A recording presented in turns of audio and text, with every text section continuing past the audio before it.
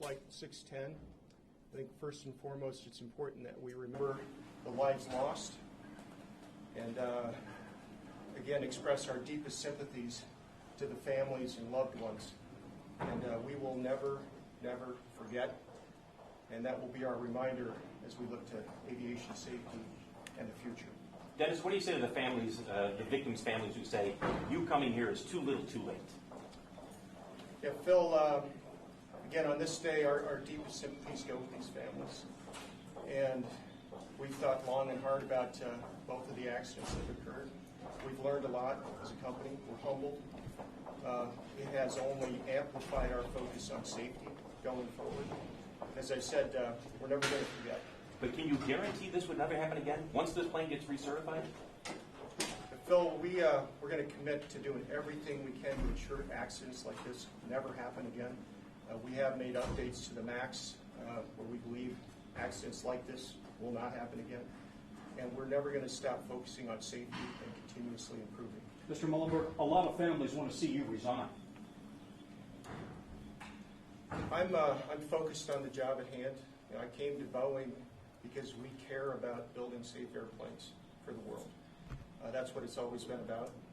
These two accidents occurred on my watch, and I have a keen sense of responsibility to see that through. Will you resign? That's not where my focus is.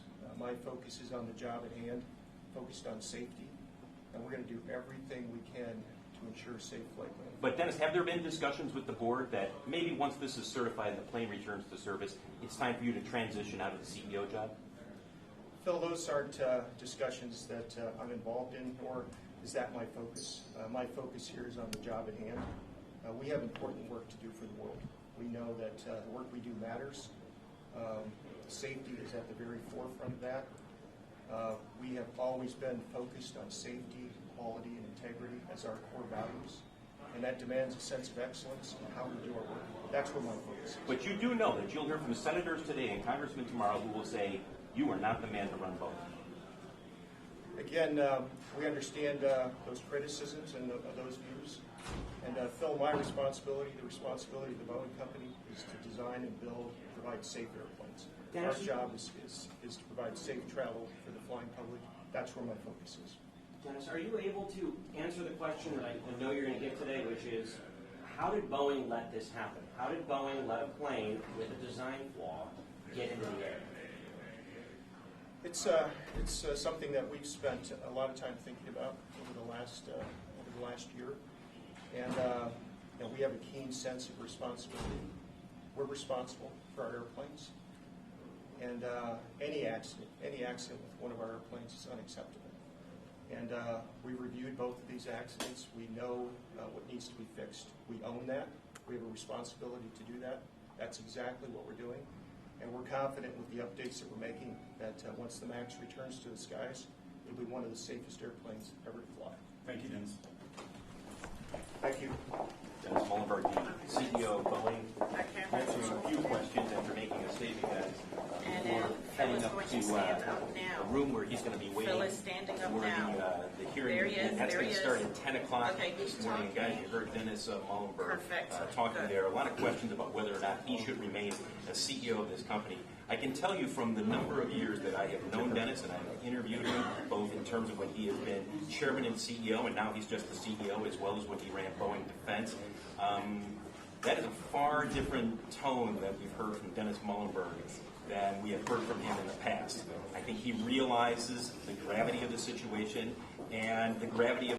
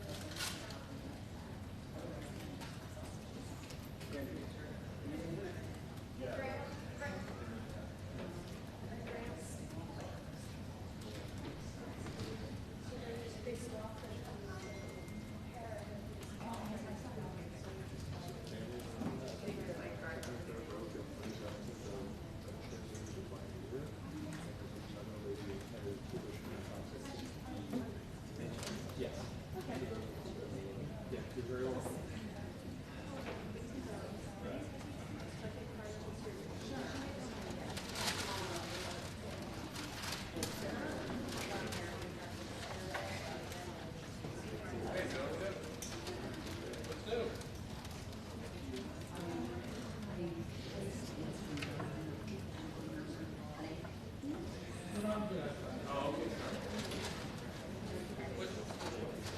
Oh, you were saying that I couldn't get to that day.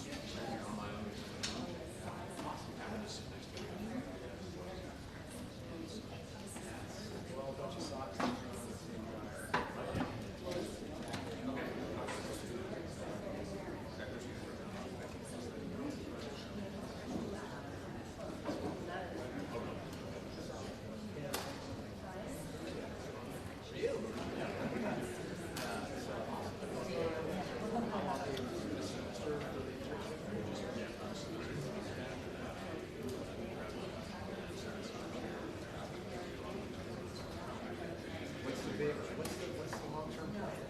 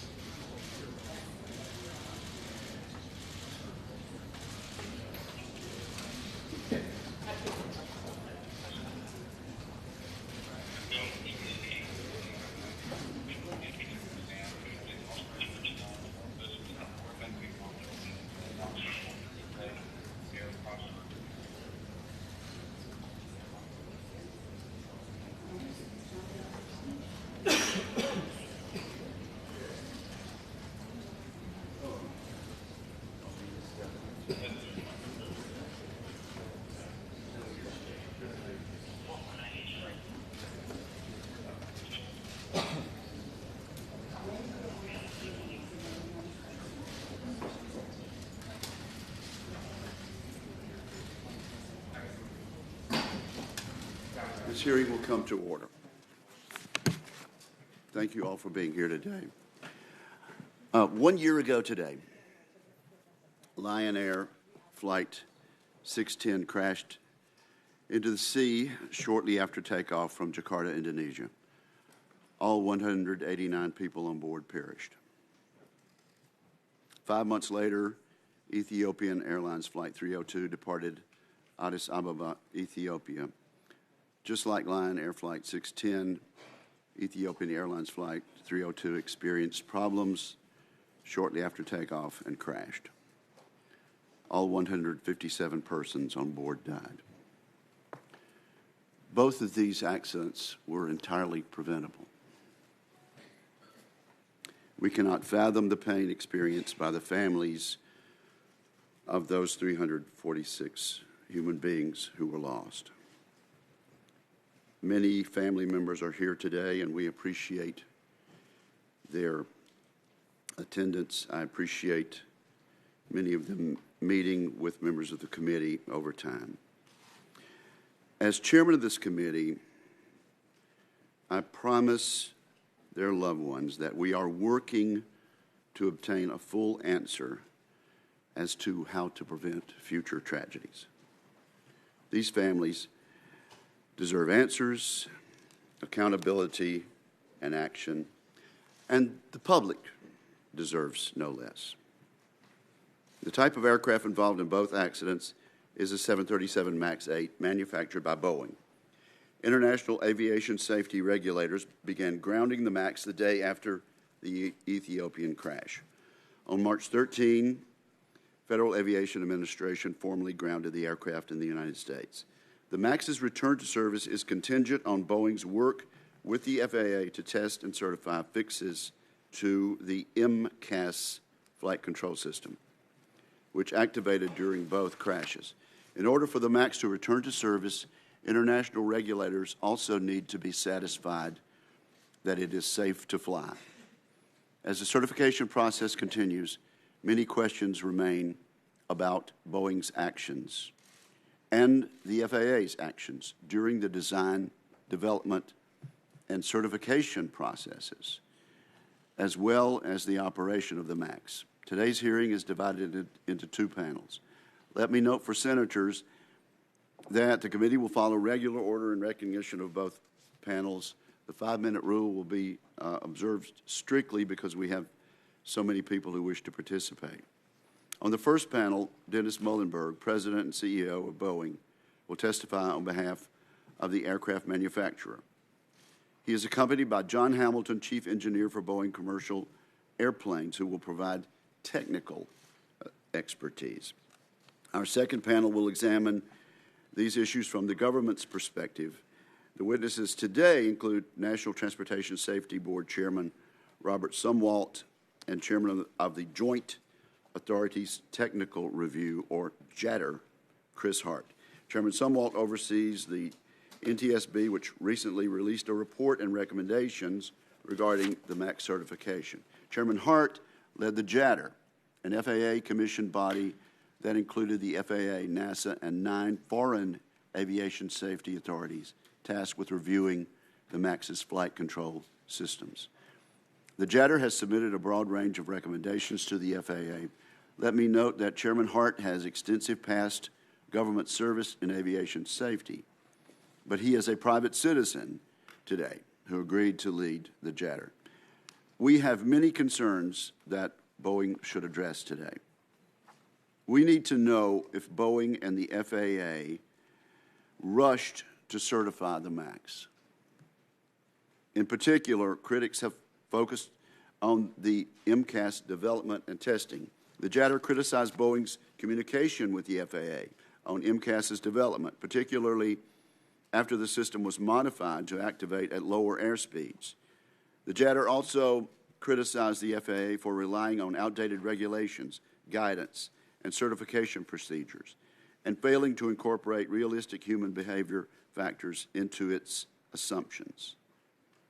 The NTSB also called into question Boeing's and FAA's assumptions about pilot reaction during MCAS activation. These questions were especially important for stressful situations with multiple alerts going off in the cockpit. Our witnesses should address the company and safety regulators' actions regarding MAX certification in general and MCAS in particular. The process for certifying the MAX necessitated a close partnership between Boeing and FAA.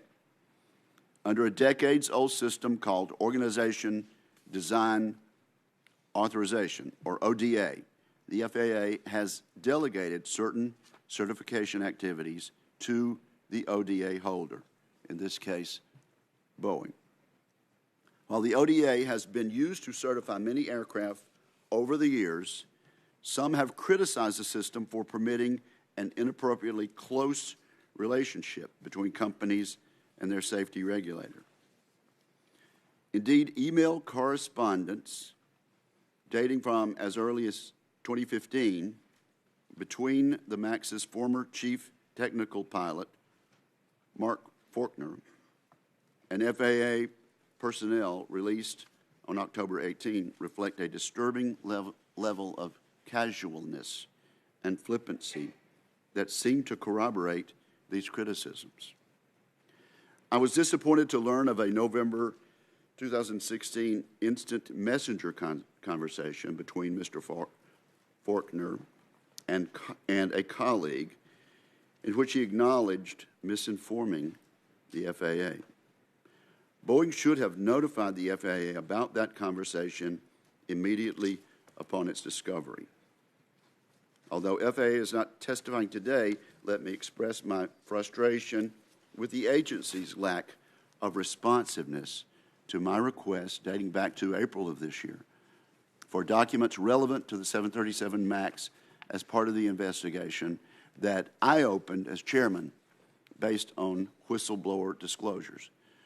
The relationship between regulating agencies and organizations they regulate is important, but so are the internal reforms that Boeing is implementing. Witnesses should provide their views on the ODA system and whether or not reforms are needed.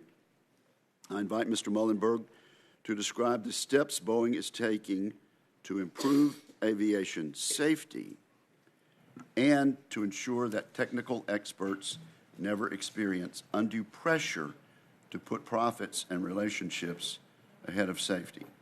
The committee's oversight is not limited to past actions. The reviews by both JADR and NTSB note that future aircraft systems are likely to be even more complex and interdependent than current models. Managing interfaces between humans and machines will become even more important as automation increases. At the same time, commercial aviation is set to continue expanding around the globe. Many future pilots will fly in countries without the same training requirements and safety standards that we have in the United States. We welcome the witnesses' thoughts on how to improve design, development, and certification in the future to account for these major changes. This hearing will by no means end our inquiry. Additional oversight hearings will be held. The committee will carefully review the final Lion Air report, which was released on Friday, as well as the Ethiopian Airlines report, which is forthcoming. The committee will also consider the findings and recommendations from JADR, NTSB, and all other investigations and reviews. I now recognize the distinguished ranking member, Senator Cantwell, for her opening statement. Thank you, Mr. Chairman, and thank you for this important hearing. I, too, want to take a moment and recognize the families who've lost loved ones in both the Ethiopian Airlines and Lion Air tragedies, some of whom are here with us today. I can't imagine the loss and the enduring pain that you must feel. I thank you for your vigilance on this issue, just as we have seen the families of Colgan Air flight vigilance help us improve safety for the future. Right now, Mr. Muilenburg, these families, millions of airline passengers, and over 150,000 aerospace workers want to know what we are doing to fix what went wrong and what did go wrong. To date, we haven't gotten all those answers. Hopefully, today's hearing will help provide some. But one thing is crystal clear. If you want to be the leader in aviation manufacturing, you have to be the leader in aviation safety. Aviation demand, especially for 737s and single-aisle planes, is exploding to 101% growth over the next 10 years, something like 35,000 planes and $3 trillion. I think that's actually 20 years. But we cannot have a race for commercial airplanes become a race to the bottom when it comes to safety. The company, the board, cannot prioritize profits over safety. Safety always has to be job one.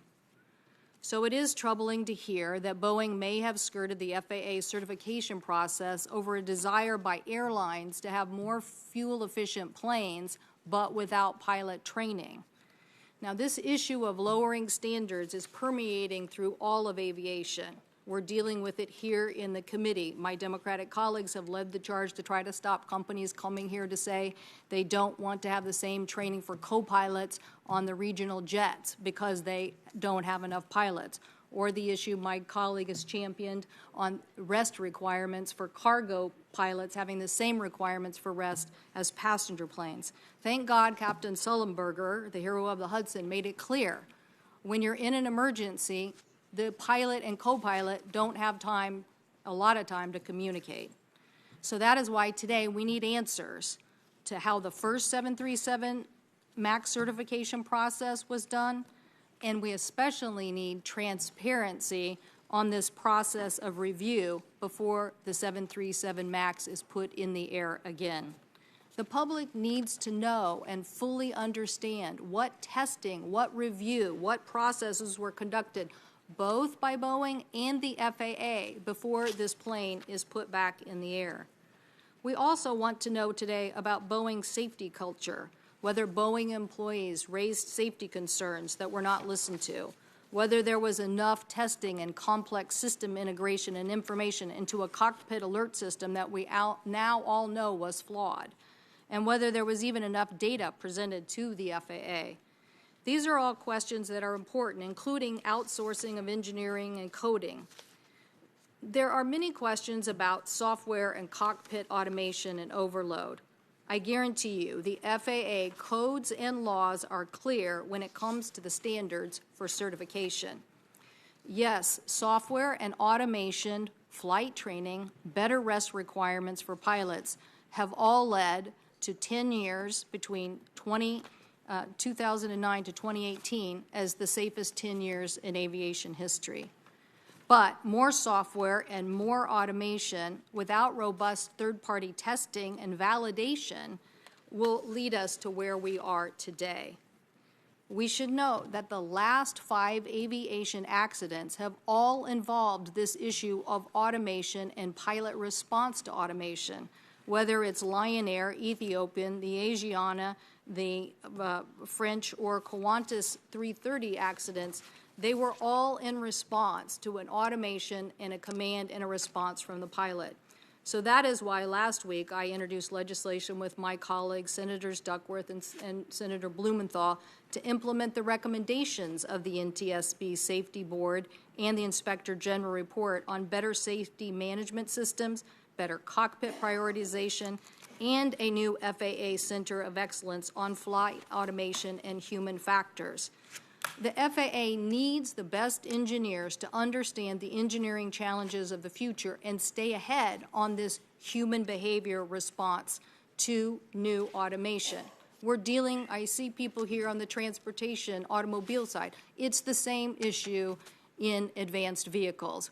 What automation exists and how do humans respond to it?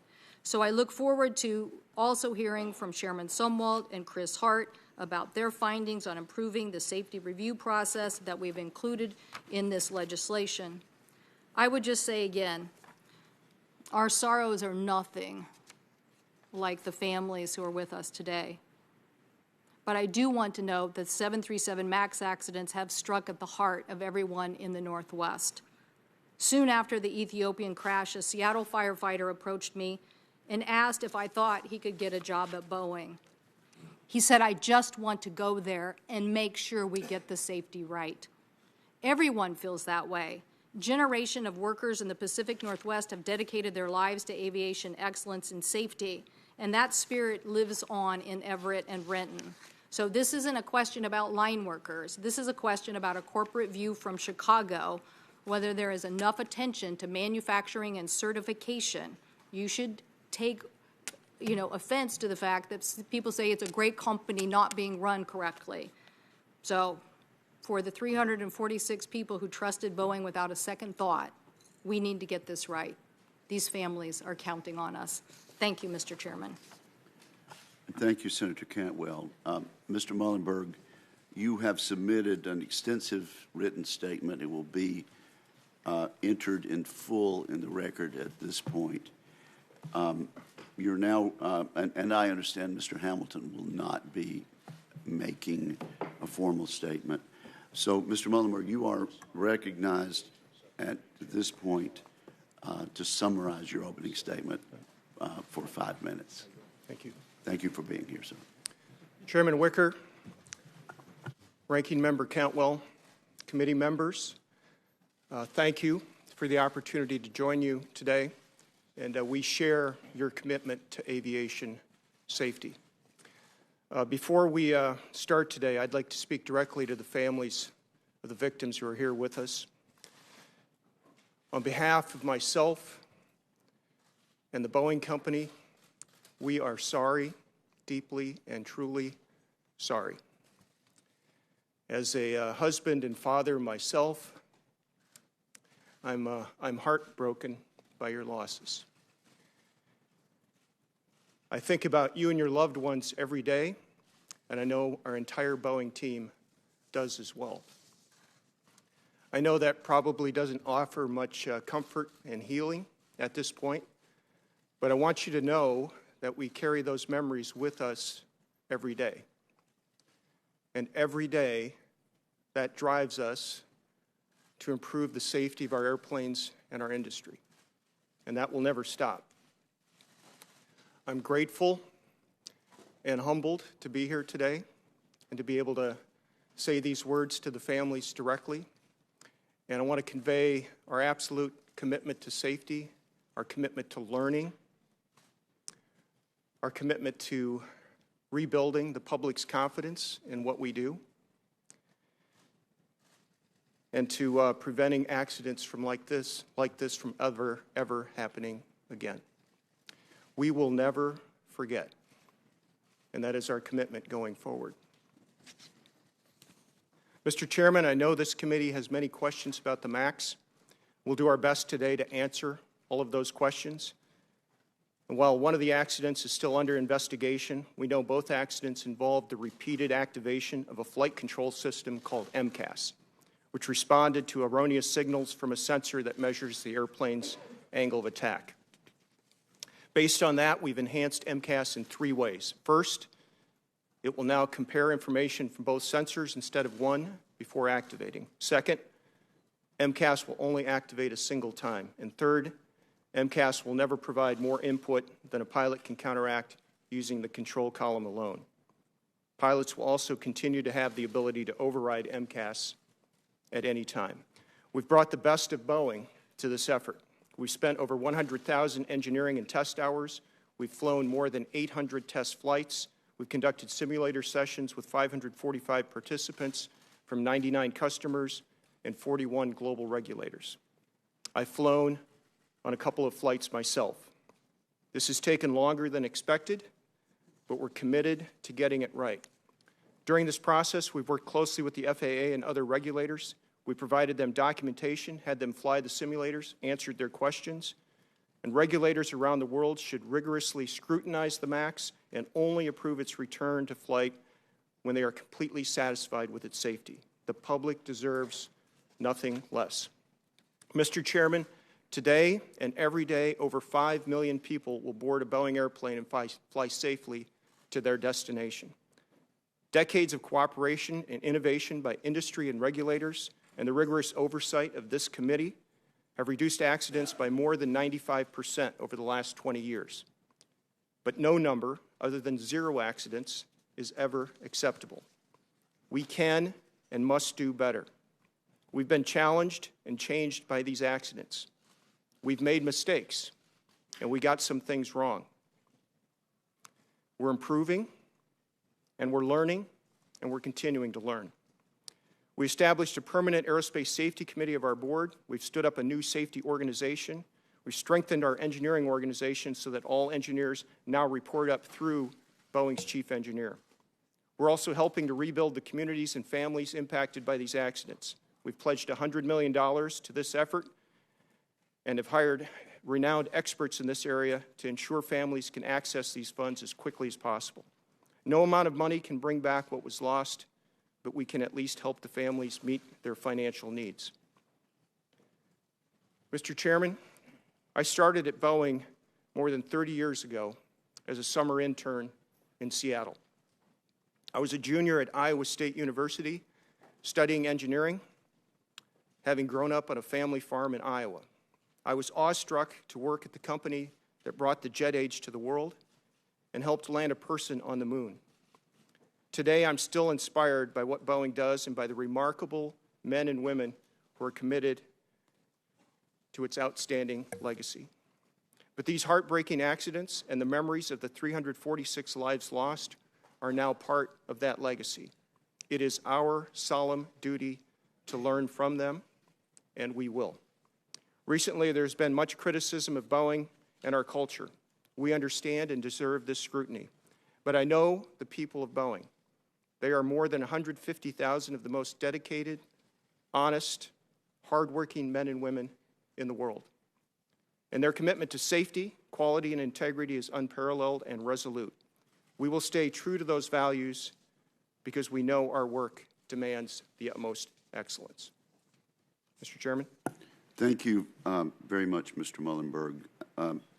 During my opening statement, I mentioned an instant message conversation and then a series of emails. The instant message conversation was between the 737 MAX chief technical pilot and a colleague.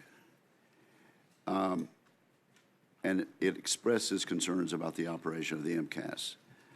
Boeing knew about this instant message for months, but failed to share it with the FAA until recently.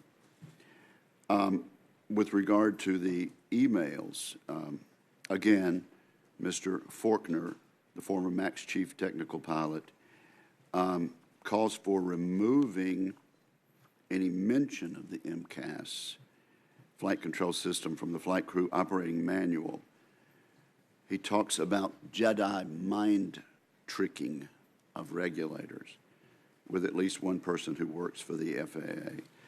So with regard to the instant message conversation, when were you made aware of the existence of the November 2016 messages? Yeah. Mr. Chairman, so I recall I was made aware of that message earlier this year. It was discovered as part of a document gathering process in response to a government investigation. So it was after the crashes. You were made aware of it this year. Sir, as I recall, I believe it was prior to the second crash earlier this year.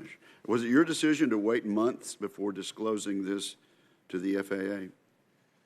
Mr. Chairman, at that point it had been identified as a document in response to an ongoing investigation, and I relied on our counsel to provide that to the appropriate authorities. Okay, well, what did the counsel tell you?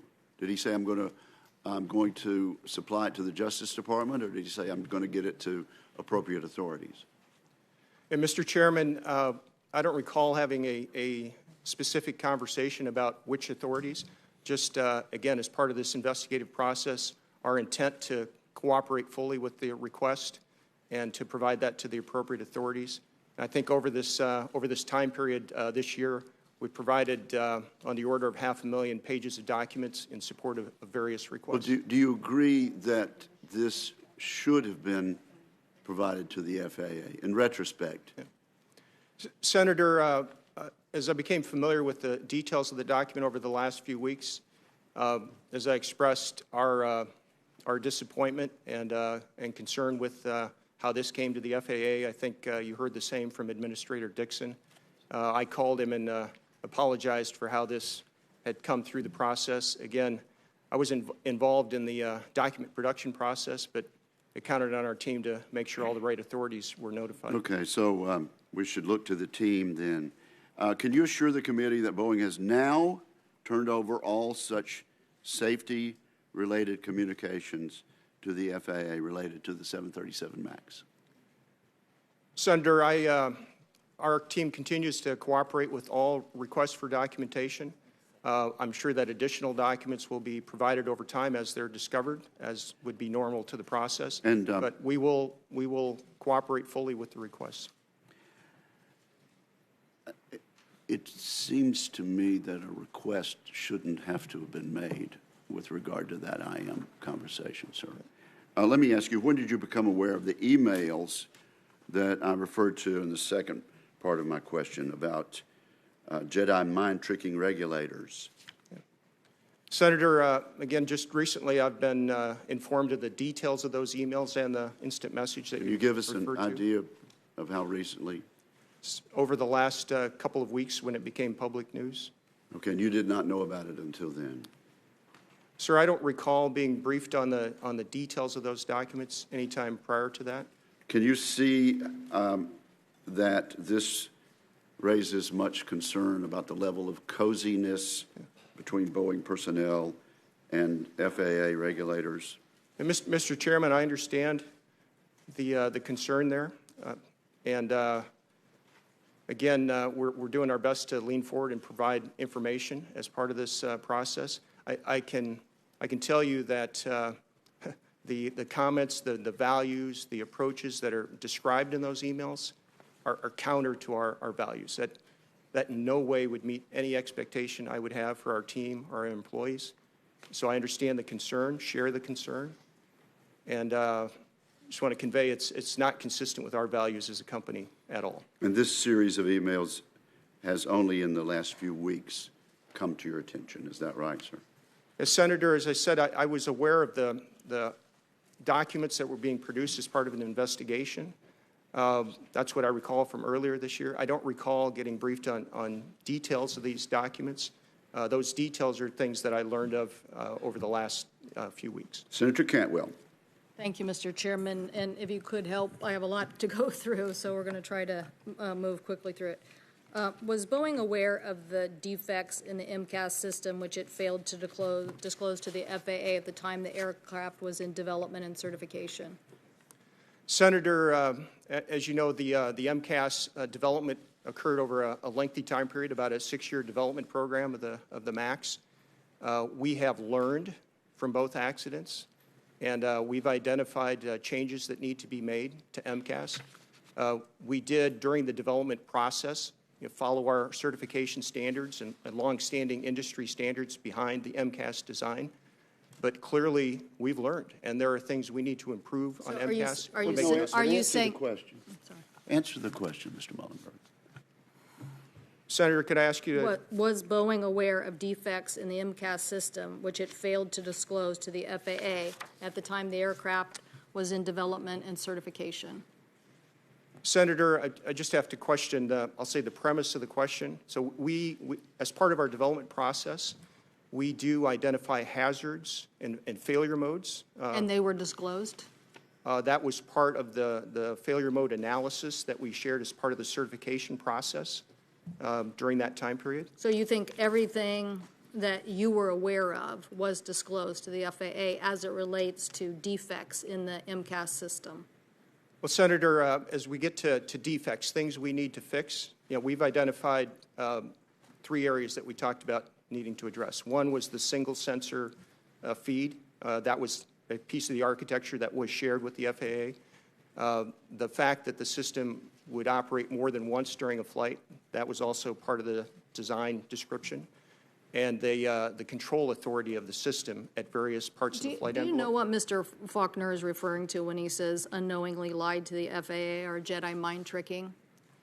Senator, I'm not sure what he meant by that. We haven't been able to talk to him. He doesn't work for Boeing anymore. We've been trying to contact him. Here's my concern, that if you don't know what he meant, then you also don't know what wasn't disclosed. And so we don't know if there are things in the MCAS system that were defects that he or someone else knew about that weren't disclosed. So I hear what you're saying, that there's a lot to discover in a process, but I'd like to go over some of the very specifics about what was tested. And did Boeing test the consequences of the MCAS reliance on a single AOA sensor? Did it test that? Yeah, Senator, we tested a broad array of different aspects of the MCAS system, a set of failure modes. We did thorough flight testing. I know, John, if you want to comment on the details there. Yeah, Senator, the 737NG is one of the safest airplanes that's flown service. Look, we're trying to understand what got tested. So did you test the reliability of the AOA sensors in general? Did you test the reliability on a single sensor? Did you consult with the pilots on the lack of guidance on MCAS and the flight manuals? Did you test the AOA sensor's degree alert to ensure reliability? Did you test the human factor response? These are all things from the Lion Air report, and my guess is you didn't test those, and that's at the heart of this. But if you did, and you have data on that, and it was provided to the FAA, that's what we want to see. So, Senator, we did test the MCAS uncommanded inputs to the stabilizer system due to whatever causes was driving it, not specifically due to an AOA sensor. We assessed that hazard level. We talked with our pilots. Which now do you think is wrong? In hindsight, Senator, yes. Thank you, because I agree. Yeah.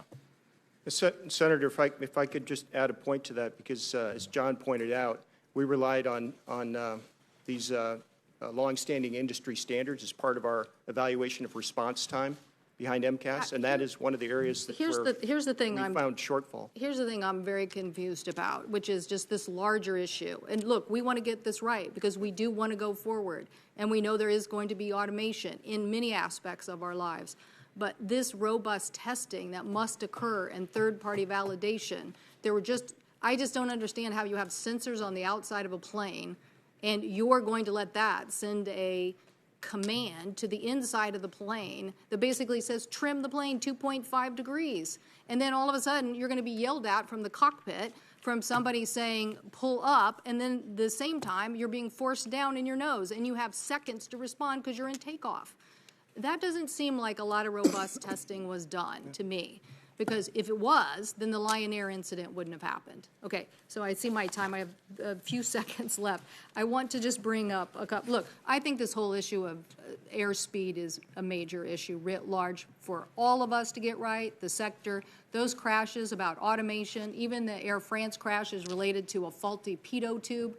I don't know how much we should be trusting things on the outside of the plane to give commands to the inside of the plane when they can be damaged. So, but I do want to know that you are improving the safety culture. This issue of both reporting, people not being able to talk to FAA, oversight people, and this issue of some of the machinist Boeing quality inspectors their work being taken over. I want to understand that a safety culture is going to exist. Yeah.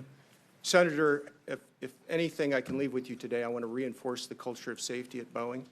And we know we can improve. You know, we encourage our employees to speak up when there are issues, and some of those have been public recently. We respect and accept those inputs. We take action following on those. We have recently made a number of improvements that includes restructuring our safety review boards, elevating them to increase transparency and focus on safety. We've moved all 50,000 Boeing engineers to now report directly to our chief engineer, separating them from the business. I'm going to ask you to come back on the SPIA and Boeing quality inspectors, two different issues with a written response. Thank you, Mr. Chairman. I know I went over my time. Thank you. And now I have the duty of telling the distinguished whip that he's limited to 5 minutes. Thank you, Mr. Chairman. Mr. Muilenburg, it's my understanding that the MCAS has been substantially redesigned to include several redundancies that will better prevent erroneous activation. Could you speak to why some of the changes being made in the reconfiguration of the MCAS were not considered in the initial development of the system? Yes, Senator, I think you raise a very important point. And as John began to allude to earlier, the original concept for the MCAS design was an extension of what we call the speed trim system on the 737NG, the previous version of the 737. That is a single sensor system that's been proven safe in flight, more than 200 million flight hours. So one of our safety principles is to minimize change from model to model. That is a good standard safety process. That was the concept behind the original MCAS design. Now, what we've learned from both accidents is that we made some mistakes. There are some things we can improve. One of them is this idea of going to a dual sensor feed instead of single, as well as limiting MCAS to a single action or activation during a flight. Those are improvements that we've identified. We take responsibility for that. We feel responsible for our airplanes, and we know that there are some fixes that we need to make. We own that, and we are implementing those fixes going forward. As we discuss possible improvements to the certification of aircraft, it would be helpful for you to explain how safety is supposed to be integrated into the certification process from the initial conception of the aircraft all the way to flying at 30,000 feet, filled with passengers.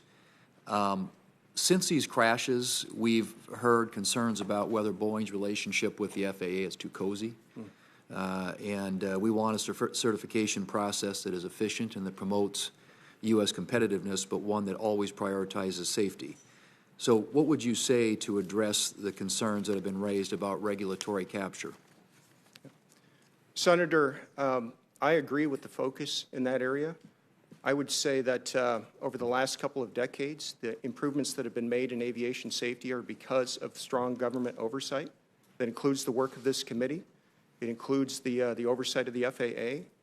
The delegated authority process, as it's structured, we do think has contributed to safety of the industry. I mentioned in my comments that there's about a 95% improvement in safety over the last 2 decades. Some of that, I believe, is associated with the delegated authority. But we have to get the balance right. And I think it's very important that we have strong government oversight, strong FAA oversight, but we also tap the technical depth that our industry teams can bring to the table. That's the concept. But if we need to rebalance it, I fully support evaluating that concept, looking at the details, and making sure we've got the balance. Could you briefly explain, very briefly if you could, how Boeing and the FAA work together to certify aircraft? Yeah, Senator, I could, but I think Mr. Hamilton here is a deeper expert on that. If I could ask him to take that question. Certainly. Senator, the FAA is actually in control of the certification process the whole time. So let me just kind of walk you through the process very quickly. It starts off by identifying the requirements to certify the airplane. That is the sole authority of the FAA. It establishes the certification basis of the airplane. The second step is identifying the methods of compliance to those requirements. So this is how you're going to show that your airplane design actually meets those requirements. Again, the FAA is the sole authority on that. That's their action. The third step is doing the testing, the analysis, and the documentation that demonstrates the airplane meets those requirements. And that is done by Boeing in our case, or the applicant. And then there's a review of those documents to validate that they actually met the requirements. And that can be done by the FAA or the ODA, who acts as a designee of the FAA, or it can be a combination. And finally, there's oversight. The FAA does oversight of the actual unit members. They do oversight of the ODA, and are you following the processes? They do oversight of, did you find compliance as they expected with the methods of compliance? And then they do systemic oversight of the entire system. Okay.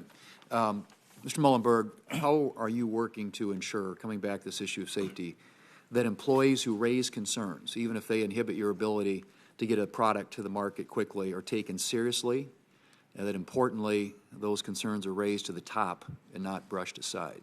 Yes, Senator, in my role as the CEO of this company, I take that responsibility very seriously. We have a number of ethics hotline avenues that our employees can use. When it comes to delegated authority in particular, we also have additional survey tools that we deploy, and we openly share that data with the FAA and make improvements. That said, again, we know we can improve. And one of the areas that I've taken recent action on is to restructure our safety organization. So we have now created a new safety organization, a Vice President, Beth Pastor, who reports to my chief engineer, who reports directly to me. That safety organization has responsibility for all safety-related accident investigations, our ODA process, and also responding to any employee concerns. Thank you, Senator. Thank you, Mr. Chairman. Senator Klobuchar.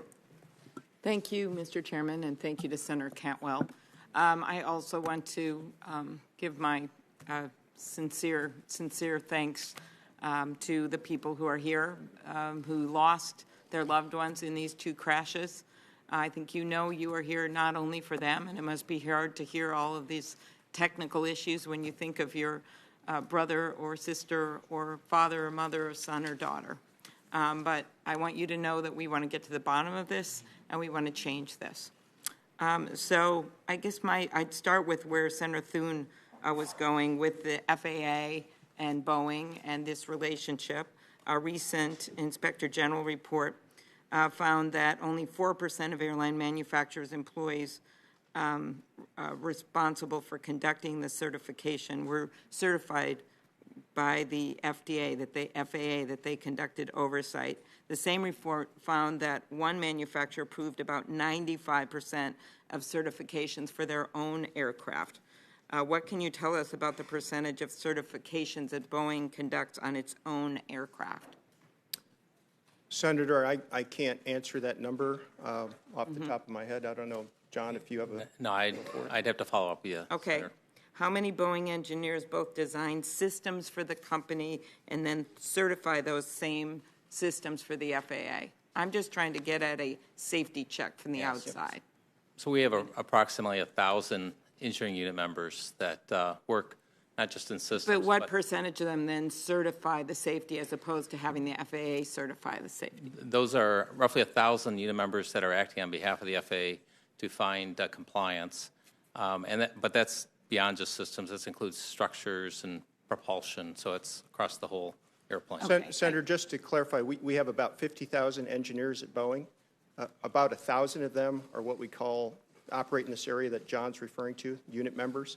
So these are members who have the authority and the training. Okay, why don't we'll follow up. And I am trying to get at when the FAA steps in and when you certify it yourself, and we'll get that later. 2 months after Mr. Faulkner sent these messages expressing safety concerns, he asked the FAA to remove mention of the MCAS automated flight control feature from the 737 MAX pilot's flight manual and training course, a change that the FAA approved in 2017.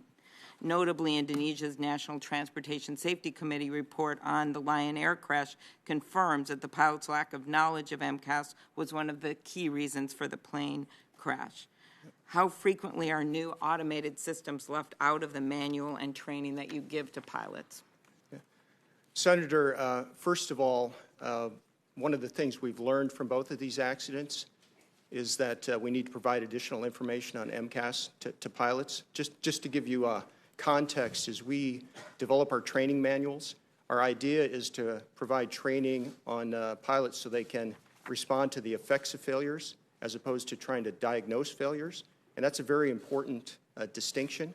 And so more information in the training manuals is not necessarily safer, but as we understand from both of these accidents, we need to provide more information on MCAS to enhance safety. But we do try to include information in the training manuals But that do you focuses think it's on acceptable to have pilots flying planes without knowing about these key automated flight systems? Senator, again, our approach is to train pilots on the effects of a failure mode. So in this case, the MCAS automation system, when it fails in what we call a runaway stabilizer, uncommanded movement of the horizontal tail. That is what's in the training manual, and we try to train pilots to respond to the effect of the failure as opposed to diagnosing. Okay, let me move on to two more quick things. After these terrible crashes have claimed 346 lives, do you think it makes sense for these aircraft to be allowed to fly in some countries and not others? Because the FAA says each country can make its own decision. Yeah. Well, Senator, we respect the jurisdiction of the regulatory authorities around the world. So you think it's acceptable? Just say yes or no. Senator, that's up to the regulatory authorities. That's not a decision that we can make. We respect the authority of the regulators. Okay, you're saying the same thing again, so I'm going to go with a yes. While there have been several factors that contributed to the plane crashes, one that is particularly troubling was highlighted in a recent article in the Washington Post, which found that the Lion Air had a faulty angle of attack sensor, which gave pilots and airplane systems unreliable information the day before it crashed. Do you think that's a problem, and what steps can be taken to change that? Senator, in the case of the angle of attack disagree alert, we got the implementation wrong. I mentioned in my comments up front that we made some mistakes. We made a mistake on that implementation. Once we discovered it, our engineering teams quickly convened a safety review board. They confirmed that it wasn't an operational safety issue, and the FAA subsequently concurred with that. But nonetheless, we got the implementation wrong, and we've addressed the faults in the process. We have fixed that, and the angle of attack disagree alert will be standard implementation on all MAXs going forward. Thank you, Senator Klobuchar. Senator Fisher. Thank you, Mr. Chairman. I, too, would like to recognize and offer my sympathies to the people that are here today and the people who are at home who have lost loved ones in these crashes. I hope that we can get answers at this hearing and also in the future so that these issues, these mistakes will not happen again and cause future loss of life. Mr. Muilenburg, the Joint Authorities Technical Review notes that Boeing made several other changes to the 737 MAX that differ from the earlier models, such as structural changes that would accommodate the new engines that were planned on the plane and other advanced technologies. Senator Thune touched on this with the delegated authority. Was Boeing delegated authority over the certification of those changes as well? Senator, I can't answer that question completely because, as you pointed out, there were a number of changes. Again, those are done and evaluated jointly with the FAA. I know, John, if you want to comment on any specifics there. Yeah, there's approximately 92 certification plans associated with the MAX, which encompass all the different changes to the airplane. The FAA reviewed approximately 8 of those initially. And are you looking into those certification processes as part of your review of the 737 MAX? Senator, yes, we are. I asked my board to set up an independent review committee headed by Admiral Giambastiani about 5 months ago. And that committee did its work, provided inputs that we're acting on. And with the other authorities, we're continuing to take a hard look at that. And we look forward to taking action on those reports. Okay. Also, the Joint Authorities Technical Review included a recommendation that states, quote, if any flight control surface is used in a novel manner, the FAA should be directly involved. This is based on the observation that the FAA was not completely unaware of MCAS, but because information and discussions about MCAS were so fragmented and they were delivered to disconnected groups within the process, it was difficult to recognize the impacts and the implications of this system. Do you agree that the communication between Boeing and the FAA is fragmented to the point that relevant information on MCAS was not provided to the agency? Is this what you were referring to when you talked about getting the balance right? Senator, I think you raised some very good points there. I do think one of the areas we can improve, and we've seen it in the JATR report and others, is system-wide integration, cross-system integration amongst the different technical expertise areas, and improvements in documentation and communication. And again, we found some areas there where we could have, should have done better. Do you think those steps will improve your communication with the FAA? Senator, I do. Do you think the FAA has a responsibility to also change its process to improve communication? Senator, I believe the FAA does, but I wouldn't say that's only the FAA's responsibility. We at Boeing need to make some improvements in communication, and we own that, and we're committed to doing that. Okay. The Boeing 737 airplanes are based on a type certificate. that was originally provided in 1967, I believe, and it has been amended to address the different 737 models since then. That technical review notes that, quote, some elements of the design and certification remain rooted in the original 1967 certification of the Boeing 737-100. Does Boeing or the FAA review the elements of the 737 that are based in the 1967 certification for continued safety when new models of the airplane are produced? Senator, if I could ask John to field that question. Senator, as you note, there's a single type certificate for the 737, but as the design has evolved with each new generation of airplanes, the safety standards on which the airplane is designed to have also evolved. Yes, there are some amendments that the design might reference back to an earlier amendment level, but those are likely changes that have not changed in the family of airplanes since the original design. An example might be some of the structural elements. However, we have stepped up in many areas voluntarily to later amendment levels to demonstrate that it still meets the latest standards in compliance. Thank you, Senator Fisher. Senator Blumenthal. Thank you, Mr. Chairman, and thank you to both our witnesses for being here today, and thank you, most important, to the relatives who have lost loved ones. If you could please stand so we could thank you all. Thank you for being here. If you could just stand. Thank you. And go ahead up and hold up the photographs that you brought. You've been very kind to. I was going to ask that you hold up those photographs because I understand that for security purposes you can't during the hearing, but just for this short period of time. Mr. Muilenburg. So thank you. And if the timekeeper could start Senator Blumenthal's time over. Thank you very much to the family members. Senator Blumenthal. Thank you very much, Mr. Chairman. Mr. Muilenburg, as I watched those loved ones stand, and frankly, as I reviewed this file over the past week or so again, and as I sit here today, my anger has only grown.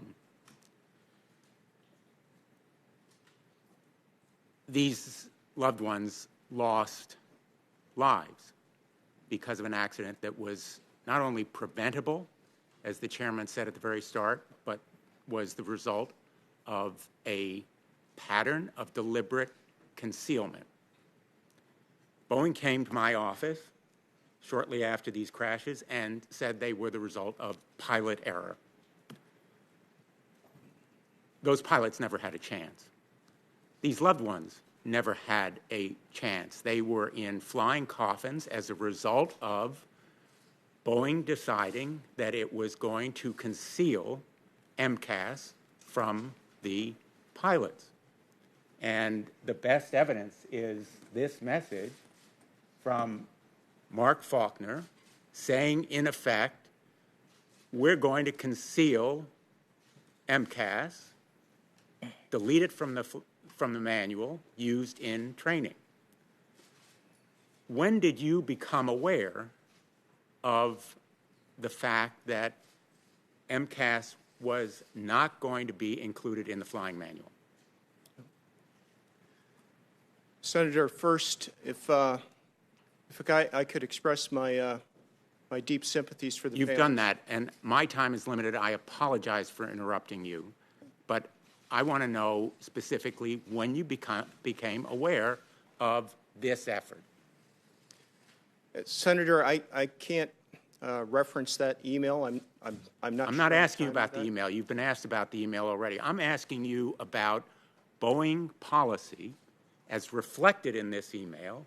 Yeah. Its chief test pilot deciding he was going to mislead pilots who were then going to take passengers into the air, these loved ones, and turn those planes into flying coffins. Senator, I'm not sure what Mr. Faulkner meant by that email. I can tell you that certification and training materials are not determined by one individual? Well, in They're fact, large- let me just interrupt you again. In the over 1,600-page original flight manual of Boeing 737 MAX, the aircraft's new MCAS computer system was mentioned only once in 1,600 pages in the glossary of abbreviated terms. So when Boeing came to us and they said it's the pilots, inexperienced pilots, you were lying to us as well. Senator, if I could try to respond to your question. First of all, the premise that we would lie or conceal is just not consistent with our values. Well, I know it's not consistent with the values that you're articulating here, but let me just, since my time is limited, move on.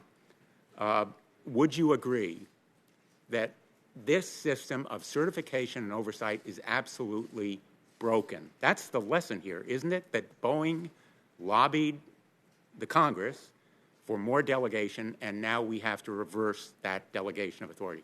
Would you support those legislative efforts? Senator, again, I support taking a hard look at the delegated authority I'm not process. asking you for a hard look. I'm asking you for a commitment here because you have the opportunity to make things right. Senator, I'm not familiar with particular legislation, but I am Well, committed Boeing asked for to it. working and supporting. Boeing asked for the legislation that exists right now.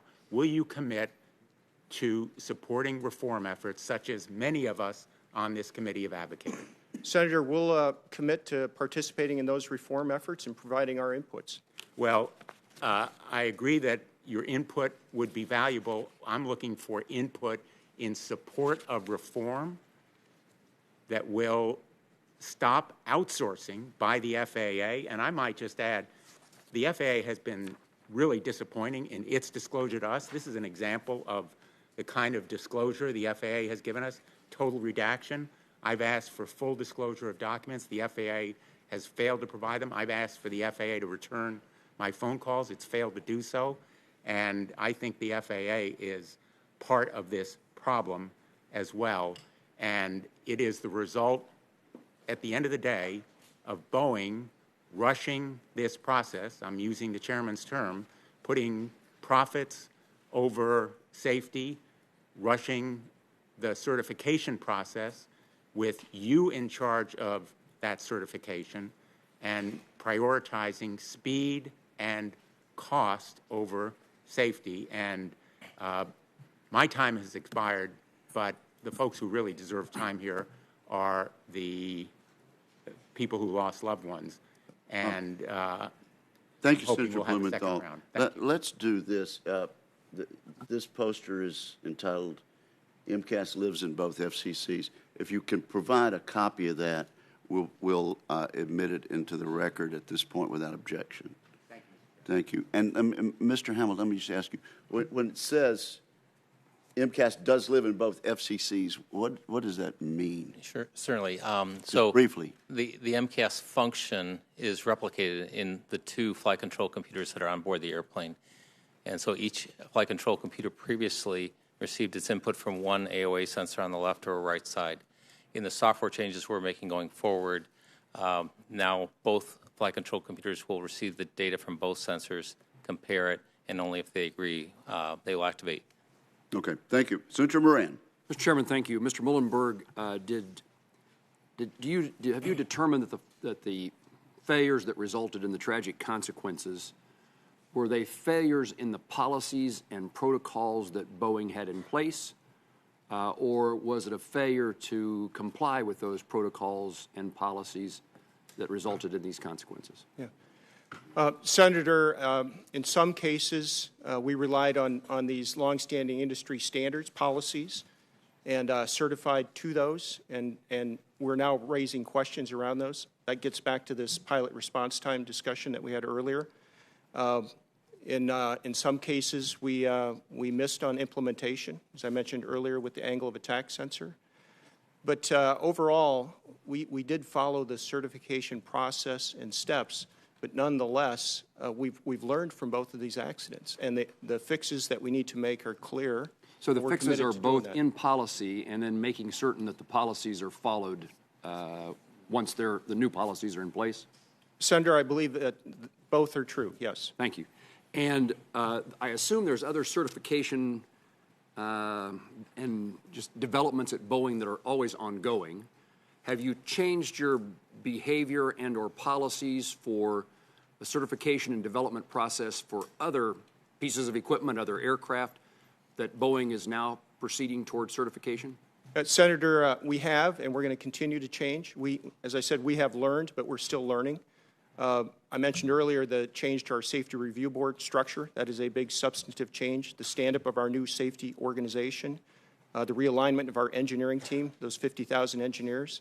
We're also taking a look at some of those long-standing assumptions behind how we design as we look at next-generation products like the 777X as an example. So we are taking a comprehensive approach to those updates.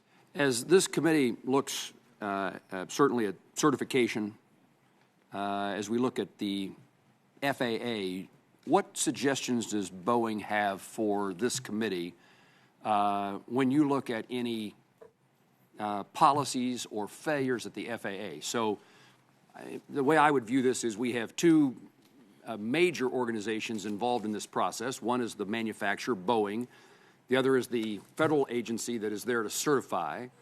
My assumption is that neither one did things right. And what have you learned about the FAA that we should know as we look at the FAA now and in the future? Yeah. Well, Senator, we have a great deal of respect for the FAA. I personally worked with the FAA for many years, have a great deal of respect for them and their professionals. I know the FAA is also taking a hard look at all of the reports and inputs and investigations and is committed to making changes. I think you've heard that from Administrator Dixon. Do you have suggestions what changes the FAA should make? Senator, I don't have specific recommendations for you, but we'd be glad to follow up on that if it'd be useful. Thank you. Where are we now in the 737 MAX? It seems like every week there's a report that an airline is believes they're going to have that plane flying again, or that certification is nearby. Yeah. What is the status? Senator, we're in the final stages of the process. So we are currently testing the final software updates. When ready and with the FAA's approval, we'll proceed to a certification flight in the near term. Subsequent to that, it'll be the FAA's responsibility to evaluate that and issue an airworthiness directive. That's all work that we're proceeding on over the next few weeks and months. But I think it's important, again, that the airplane will return to service when it's safe. Right? This is not going to be timeline driven. We are committed to answering every question the regulators have, and the airplane will fly when everyone is convinced it's safe. That is the most important thing here. It troubles me that to get to that point it's certainly not that it's taking so long. I want the result that you just described. We want the right circumstance before we're flying again. But it suggests to me that there were much more significant problems with the MAX 37 if it was previously certified, and yet now it takes so long. It's something more than just a glitch. It's something more than just a minor change. That makes me concerned about the process that allowed it to be certified in the first place. What am I missing? Yeah, Senator, I think you raise a very good point. Our initial effort early this year was focused on the MCAS updates that we've already talked about. Around the middle of the year, as we were evaluating all of the other inputs and data, we identified some additional safety enhancements that we could make, not something that was required for certification, but something that we thought while the airplane was grounded was the right thing to do and a safety enhancement. And rather than waiting to do that later after return to service, we as a company and with the FAA decided that we would take the extra time for those additional software updates. And that's the work we've been doing through the summer and into the fall. That's designed to add additional software redundancies throughout the flight control computers. And that is the final software we're testing. What I want to convey here is this is really the culture of Boeing. And I understand the questions that are being raised. But when our teams find opportunity to improve safety, that goes to the top of the list. That's the top priority. And if it takes time, if it takes money to do that, That's where we're focused, and that's why it's taking longer than I think some anticipate. I'd request your follow-up on your thoughts about the FAA. Thank you. Thank you, Senator Moran, Senator Markey, Senator Udall, Senator Peters. Thank you, Mr. Chairman.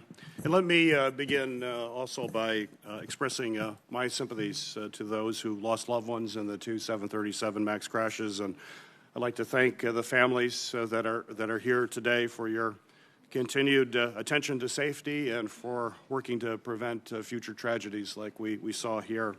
Over the years, our aviation system has become the safest in the world, but these tragedies certainly remind us that we cannot rest. Safety cannot be taken for granted.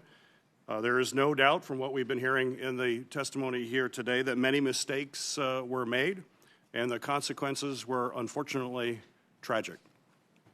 The reports from technical experts underscore that as technology becomes increasingly complex, the debate about how to move forward can't be simply about a one-size-fits-all regulatory regime versus a let the free market just police itself type of approach. I believe a new paradigm may need to be developed to address the regulatory challenges associated with very complex technology, and that's something this committee needs to weigh in very heavily into as we move forward. Mr. Muilenburg, as you know, the BP oil disaster in the Gulf of Mexico killed 11 workers, lasted 87 days, and cost upwards of $65 billion. And in the wake of that disaster, it was revealed that the oil and gas industry had lobbied for the reduced safety precautions that could have prevented that disaster. We often hear in Congress about how much regulations cost industry. However, thoughtful regulation plays an incredibly important role in protecting the public. So I'm curious if Boeing's view on oversight has changed in the wake of this tremendous human tragedy, as well as the cost that this company is facing right now. Has your view changed? You talked in response to an earlier question about having a balance. Clearly something is wrong with that balance. Please let me know if your thoughts have changed recently. Senator, my thoughts have changed. We have learned lessons from these two accidents, and the families that are here with us today, the pictures we saw, they're heartbreaking. They remind us of the importance of the work we do and the paramount importance on safety. That's what makes this industry great, and strong oversight is part of the fabric of our industry, always has been. And I think this should give us pause to take a hard look at that. Well, the hard look, you said we need to look at the balance. Has the balance gone too far to allowing industry to police itself? Senator, I don't know if I can characterize it that way. My sense is that we all have the same objective here. We all want the safest industry possible. That is our objective. And my sense is that we could look at the balance, that there are refinements that would be worthy. I think, technology... Do you think it's out of balance now, based on what happened here? Do you think we have to not just take a look at it, but seriously understand that the balance is maybe out of whack if we delegate too much to industry and don't have impartial eyes and make sure the regulatory regime is sufficient, that you truly have impartial eyes looking at these factors? But it's going to save lives, and you won't put a company through the cost that you have when you balance those regulations. Is it out of balance right now? Yes or no? As Senator, again, I think it can be improved. I completely agree with you on the importance of strong oversight. Yeah, I've worked in this industry for more than 3 decades, from airplanes to spacecraft. People's lives depend on what we do, and strong oversight from the government is a key to our successful, the safety of our industry. So I think we have a shared objective there, and we will work with you on examining any improvements we can make. We have a mutual interest. Mr. Muilenburg, the NTSB report indicated that the FAA and industry have historically used highly trained test pilots to verify the safety of new aircraft models rather than average pilots who typically have less experience. Does Boeing use pilots with average training and experience? Senator, our Boeing test pilots are experienced, highly qualified pilots. We work with airlines, the FAA, the regulators to bring other pilots in from around the world as part of the evaluation. But I think, as you're pointing out, as we look to the future, again, we want to make sure that the testing we're doing is representative of that future pilot population. Thank you. Thank you, Senator Peters. Senator Capito. Thank you, Mr. Chairman. I thank the ranking member as well. I want to say, first of all, to the families who are here, extending my sympathies, but also my gratitude for you coming forward through your pain to bring to us, to Congress, which is not an easy thing to do, your frustrations and probably stronger feelings in the loss of your loved ones. I will say that when Colgan Flight 3407 went down in Buffalo in the early 2009, the families that came forward to us, I was on Transportation Committee and the House side, made such an incredible impact and has made flying on our regional airlines much, much safer because of that. So hopefully that will be what the result of this is for you today and for all of us. Mr. Muilenburg, particular attention has been called to the fact that Boeing, later in the development process of the MAX, revised the range of flight conditions that could lead to activation of the MCAS, but that Boeing did not notify the FAA of these changes at the time. This is troubling if in fact this is true. Was Boeing not obligated by the FAA to report changes like the ones I just described? Yes. Senator, I believe you're referring to the low-speed extension of MCAS. And I've seen those same reports, but they do not reflect the facts. The extension of MCAS to low speeds was done in a rigorous way. It was done in a very visible way. There was testing done on that from the mid-2016 timeframe to the early 2017 timeframe, including flight tests with the FAA on board. The FAA was aware of the low-speed extension and ultimately certified that. And I believe FAA leadership has publicly stated the same. So that's a false report then? I believe it's a false report. I believe the low-speed extension was fully certified with the FAA. Okay. Another report that's been out in the media and among is that after the second flight went down, that Boeing actually actively lobbied the FAA to keep the planes in the air. Can you respond to that? Senator, could you just clarify your question in terms? Yes, after the second plane went, the Ethiopian Air went down, that there was quite several countries had expressed had limited the flight of that plane. We had not done that yet in the United States. There's media reports that Boeing was actively lobbying the FAA to keep the planes in the air at that time in this country. Is that true? Senator, let me clarify what was happening in that time frame. Could you make it brief, please? Yes. We immediately after that accident reached out to the FAA and other regulatory authorities to understand what happened in the accident. What has made aviation safe is that we make decisions based on data. At that point, we didn't have data, and so we, with the FAA, were looking to understand what happened. There were early reports that the airplane had some kind of a low-speed, low-altitude problem that turned out to be incorrect. So we, with the FAA, were pursuing data to make a good safety-based decision. That was our position with the FAA. When data became available, satellite data that was referred to in the media, again, with the FAA, we came to a conclusion that there could be similarities between the two accidents, and that led very quickly to a decision to ground the fleet.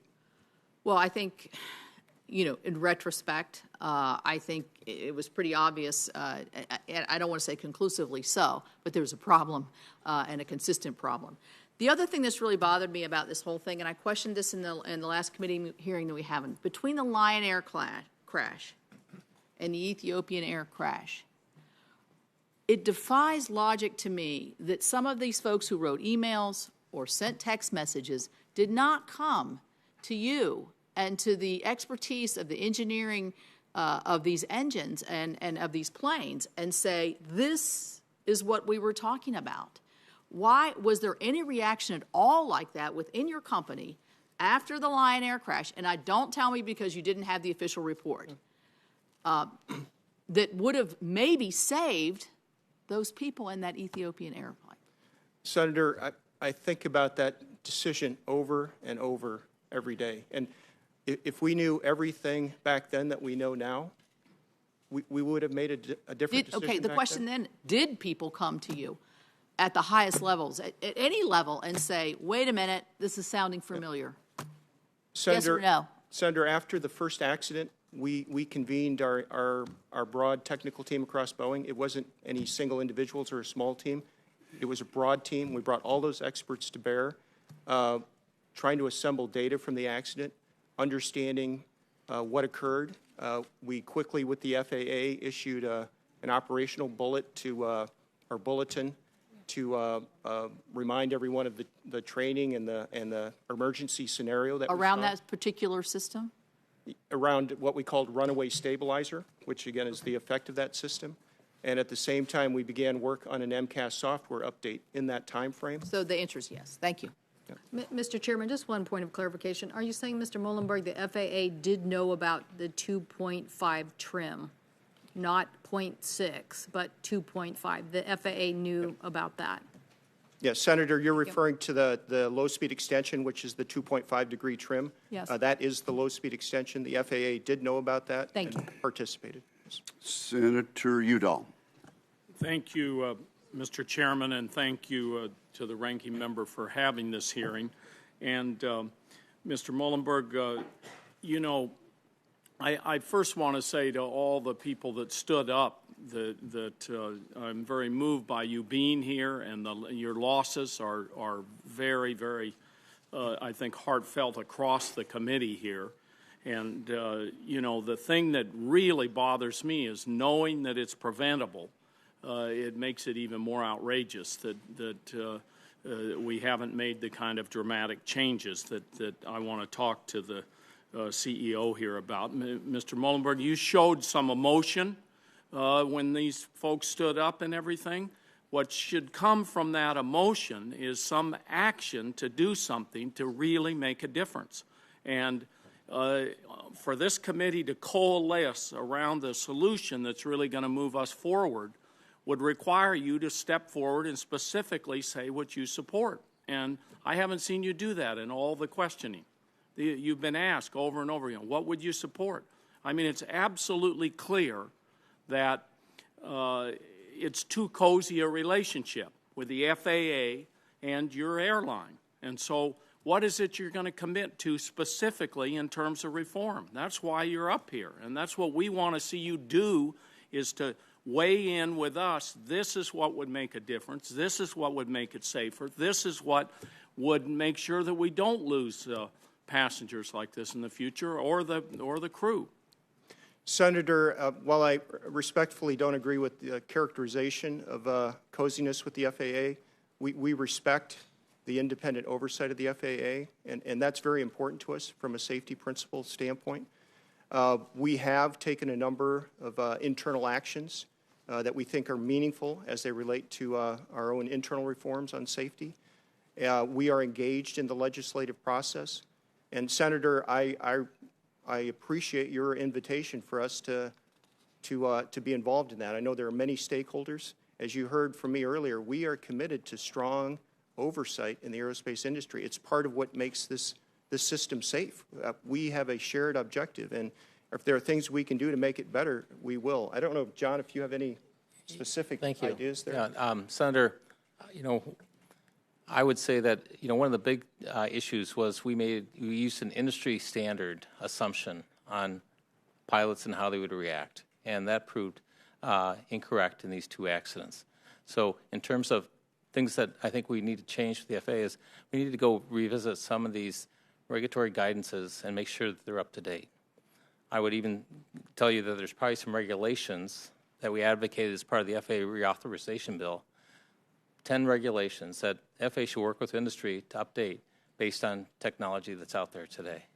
Well, but in terms of coziness, I used to be the lead administrator for the ODA, and I can tell you that we have a respectful relationship with the FAA, but we do have our differences of opinion sometimes. But we discuss those, we work it out on how we're going to comply, and it's not a cozy relationship It's a professional relationship. Well, it's a relationship that didn't work for the consumers in this and for your employees that went down in those flights. You and others in your company blamed the deceased pilots and the culture of the countries where the crashes occurred for the accidents. But from what we've seen in the last year since the first crash, it appears that Boeing's own culture is more blameworthy for installing a faulty system that resulted in too many deaths and could have caused more. This culture starts at the top, and that's why I've been asking you for the specifics of what you support. And I hope after this hearing you will come forward and when there's legislation out there, say this is going to make it better, and come up here and spend some time to build the consensus to get this done, because I think the large, powerful interests that are a part of this don't want any reform. They want you to tinker around like you're talking about, but they don't want to see any reform. If Boeing could not guarantee that pilots were prepared to fly these jets, your company should not have sold them. Did anyone at Boeing question, hesitate, or raise any issues prior to selling the 737 MAX 8 with this software to Lion Air or Ethiopian Air? Senator, first, we look forward to responding to your request there and providing inputs on the reforms. To your question, we do rely on the airlines and the regulatory authorities around the world as part of this integrated system to make sure we're fielding airplanes and crews that can fly safely. I do think it's important for me to clarify a point that you made earlier. We have not blamed the pilots, and I know that's been reported, but that is not our company position, and it never will be. We are responsible for our airplanes. We are responsible, and we own that, regardless of cause. Any accident with one of our airplanes is unacceptable. Well, that change is welcome, but that about the culture went out from your company early on. Thank you, Mr. Chairman. Thank you, Senator Udall. Let's do this at this point. Mr. Muilenburg, the JADR published 12 main recommendations. Will both of you get back to us on the record and tell you Boeing's position with regard to these 12 recommendations? Senator, we will. Thank you. Senator Markey is next. Thank you, Mr. Chairman. Let me begin by recognizing the families who lost so much on this flight. Many of you are here today, including Michael Stumo and Nadia Milleron, the parents of Samia Stumo, a University of Massachusetts Amherst graduate and a resident of Sheffield, Massachusetts, who was tragically killed on the Ethiopian flight. The losses that the Stumo family and all of the families suffered is absolutely inexcusable, and we will remember that as we are moving forward in the drafting of legislation. We will do it in the memory of your families. One thing is clear: to make sure that safety is our top priority is to guarantee that every aviation safety measure is built into every plane and that it is never for sale.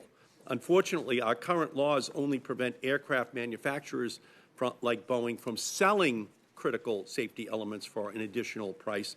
Existing rules allow companies to charge extra for non-critical safety-enhancing features, and Boeing actually does charge more for those technologies. The 737 MAX aircraft involved in the Indonesian and Ethiopian crashes lack two safety-enhancing features: an angle of attack indicator and a disagree light. Both of these technologies would have helped the pilots recognize that faulty sensor readings were causing the plane's automated flight control system to push the aircraft's nose down towards the ground. With that knowledge, the pilots may have been able to take more effective action to prevent these crashes. In fact, the Indonesian crash report released last week specifically cited the lack of a disagree light on the 737 MAX as contributing to the Lion Air tragedy. Shamefully, the law allows Boeing to treat these safety technologies as a la carte add-ons that airlines can obtain only by paying an extra fee. A la carte add-ons, safety. Not like XM radio, or leather seats on a plane, safety is a la carte. Safety is an added-on feature. These tragic crashes have made it all too clear that there should not be any distinction between critical and non-critical safety-enhancing features. And that's why I've introduced my Safety is Not for Sale legislation. My bill will require aircraft manufacturers like Boeing to offer or provide any technology that measurably enhances safety without an additional charge to airline carriers. If you believe that, that safety should never be for sale, the question is, why was it? Now, you seem to now recognize that the disagree light should be standard, but you have yet to say the same thing about the angle of attack indicator and whether or not that should be offered for free, or whether or not each airline should be given the option of not building it into the plane for free. So I think you have to make a decision here in terms of where you're going to go, because otherwise your disagree light is still on, coming from Boeing towards these safety features. So I want, first of all, to have you answer whether or not you, according to the Wall Street Journal, you agree that Boeing did not originally include the disagree light on the 737, even though the same technology was standard on prior models of airplanes. Is that correct? Senator, I feel I need to respond to your earlier point about selling safety. We don't sell safety. That is not our business model. And I do want to clarify your points on the angle of attack indicator. That is a system that we have offered as an option to airlines. Some airlines don't want it. It's not necessarily a safety improvement. It actually takes up space on the flight deck displays, and more information on the displays is not necessarily safer. So that is not a safety feature. On the angle of attack disagree. No, I'm saying you should not offer it for a price. You should give the option to the airline without any price attachment. Do you agree to do that? And Senator, yes. Okay. And in fact, we've already announced that the angle of attack disagree alert will be on all MAX airplanes going forward, standard, and the angle of attack indicator will be available as an option to all airlines. So given no your stated support for the principle behind my legislation, will you support my legislation that ensures that you offer to provide any technology that measurably enhances safety without an additional fee to airlines? Would you agree to support that legislation? Senator, I haven't seen the specific legislation. I think the principle around focusing on safety as a top priority is, I agree with that, and it's a worthy principle. And I'd ask if we could take a look at the legislation. The key is just the word is free to an airline for anything that measurably impacts safety. Do you agree? Yeah, we don't sell safety, and that's not our business model. Thank you, Senator Markey. Senator Duckworth. Thank you, Mr. Chairman. So I'm going to try to put some of the issues here into layman's terms. I want to first, of course, my sincere condolences to the families who are here, but also to the families in Ethiopia and in Indonesia who are watching this hearing or will be watching this hearing. I don't speak Amharic, but for the Indonesians, kepada keluarga korban yang dan orang-orang Indonesia, selamat datang. Dan saya ingin memberitahu Anda bahwa kami senator akan sepenuhnya menyelidiki penyebab tragedi ini. And what I just said was we will, as senators, get to the bottom of this tragedy, and we will continue to investigate this, and we will not stop. Because you see, Boeing sells its aircraft to the world, and we in America have a well-earned reputation as leaders in aviation in the world, and I want us to reach that shining example once again. Pilots know that tragedies don't occur in a vacuum. Catastrophic outcomes result in long succession of failures that often overwhelm the pilots at the control of the aircraft. We call it in aviation the accident chain. And there are many links in the accident chain that must happen that eventually overwhelms the pilots and you result in the crash.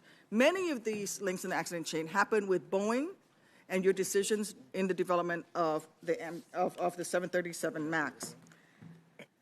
So let me talk about what has happened here. You put a sensor on the outside of the aircraft, which is standard, but you allow that sensor to override the pilot's input in this system. So in every other 737 aircraft, there is the function of you can pull back the pilot, the cutout, and that will override that uncommanded nose down attitude. That is standard. That is the basic assumption. As you said, you use an industry standard on how a pilot would react to a malfunction like that. Uncommanded nose down, every pilot, including helicopter pilots, you pull back. But what you did was you put an MCAS system into an aircraft. You didn't tell the pilots that this MCAS system was in there, and you put in a function in order for MCAS to work the way you want it to work. After the pilot does the uncommanded reaction to the uncommanded nose down, in every other 737, cut out, that's the end of it. In the 737 MAX, after 5 seconds, the system resets and it pushes the nose right back down. The pilots had exactly 3 seconds to pull nose down, pull up. Now we got to do a new procedure that did not exist in previous 737 models, which is the electronic cutout switch, because you have now put into a system that overrides the pilot in command of that aircraft. So you've been telling this committee that, yes, you use basic pilot reactions. That is true. But you've not been telling this committee the whole truth. Time and again, this is my frustration. Boeing has not told the whole truth to this committee and to the families and to the people looking at this. Yes, the pilots did exactly what they were supposed to do, but 5 seconds later, especially if that sensor is still stuck, it overrides what the pilot does and it pushes the nose right back down again. 3 seconds. A pilot's best friend is time and altitude. Yep. And on takeoff, there is no altitude. And he's got no time. You set those pilots up for failure. And when I sent you a letter asking you to answer several questions, it took Boeing over 5 months to respond to my question. I only got the answers the day before you and I met. And one of the questions I asked was, what date did Boeing discover that a stock angle of attack vane would result in MCAS issuing persistent commands with unlimited authority to trim the airplane nose down? In layman's terms, if this vane is stuck, MCAS will continue to provide faulty directions and will keep pushing that nose down over and over and over again. No matter how many times an experienced 737 pilot pulls back on the yoke, 5 seconds later, reset, nose back down. You knew in 2016 that this was happening. And your team at Boeing decided we didn't need to fix that because of well-understood piloting techniques and procedures. But the problem is that well-understood piloting technique and procedures is to pull back, and that's it. But you added something else. You put in a system and you didn't tell pilots about, and then you put in an override by resetting the system 5 seconds later. Boeing is the company that built the Flying Fortress that saved Europe. I remember watching B-17s fly above the ground. It is a storied aircraft that has rescued the free world. And yet, you knew about these problems, and you continue to put them into the system into place. And when we asked you to answer these questions, you have told this committee and you've told me half-truths over and over again, including in that meeting. This is why I am so upset. You have not told us the whole truth, and these families are suffering because of it. Thank you, Senator Duckworth. Members of the committee, at this point, Senator Scott is deferring his time to the chairman of the subcommittee, Senator Cruz. You're recognized, sir, for 5 minutes. Thank you, Mr. Chairman. Mr. Muilenburg, I have to say the testimony here today has been quite dismaying. I want to focus on the text exchange that has been referred to and has been publicly reported on. This was a text exchange between Mark Faulkner, who was then Boeing's technical pilot for the MAX, chief technical pilot for the MAX, and Mr. Gustafson, who in 2018 was promoted to being Boeing's 737 chief technical pilot. Is that right? I believe that's the case, Senator. Yep. So this exchange is stunning. Mr. Faulkner, oh, shocker alert. MCAS is now active down to M2. It's running rampant in the sim on me. At least that's what Vince thinks is happening. Gustafson's response, oh great, that means we have to update the speed trim description in volume 2. Mr. Faulkner, so basically I lied to the regulators unknowingly. Gustafson, it wasn't a lie. No one told us that was the case. Faulkner, I'm leveling off at like 4,000 feet, 230 knots, and the plane is trimming itself like crazy. I'm like, what? Gustafson, that's what I saw on Sim 1. But on approach, I think that's wrong. Faulkner, granted, I suck at flying, but even this was egregious. That exchange describes what happened in Lion Air and Ethiopian Air. The men and women who are gathered here with the photos of your loved ones, 346 people are dead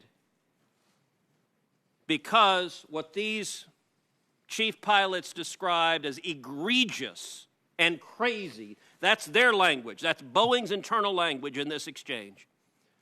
Now, what I find truly stunning, Boeing handed this exchange over to the Department of Justice in February. In March, I chaired a hearing of the Aviation Subcommittee on these two crashes. Boeing did not see fit to give this committee that exchange, nor did Boeing give it to the FAA or the Department of Transportation. But what I find most stunning is your testimony here today that you said you first learned of this exchange a couple of weeks ago. These are senior leaders at Boeing in an exchange saying, and I will quote again, so I basically lied to the regulators. Look, I've practiced law a lot of years. You had your lawyers look over this document, and they read a senior leader after these crashes has occurred saying they lied to the regulators. Mr. Muilenburg, how in the hell did nobody bring this to your attention in February when you produced this to the Department of Justice? How did you just read this a couple of weeks ago? Senator, again, to clarify my earlier comments, I was made aware of the existence of this kind of document, this issue, as part of that discovery process in the investigation early in the year, as you pointed out. At that point, I counted on my counsel to handle that appropriately. And did you read this exchange? Look, I was made aware documents were being produced, that is passive voice and disclaiming responsibility. You're the CEO. The buck stops with you. Did you read this document? And how did your team not put it in front of you, run in with their hair on fire, saying, we got a real problem here? How did that not happen? And what does that say about the culture at Boeing if they didn't give it to you and you didn't read it? And if you didn't say, I want to read and see what happened?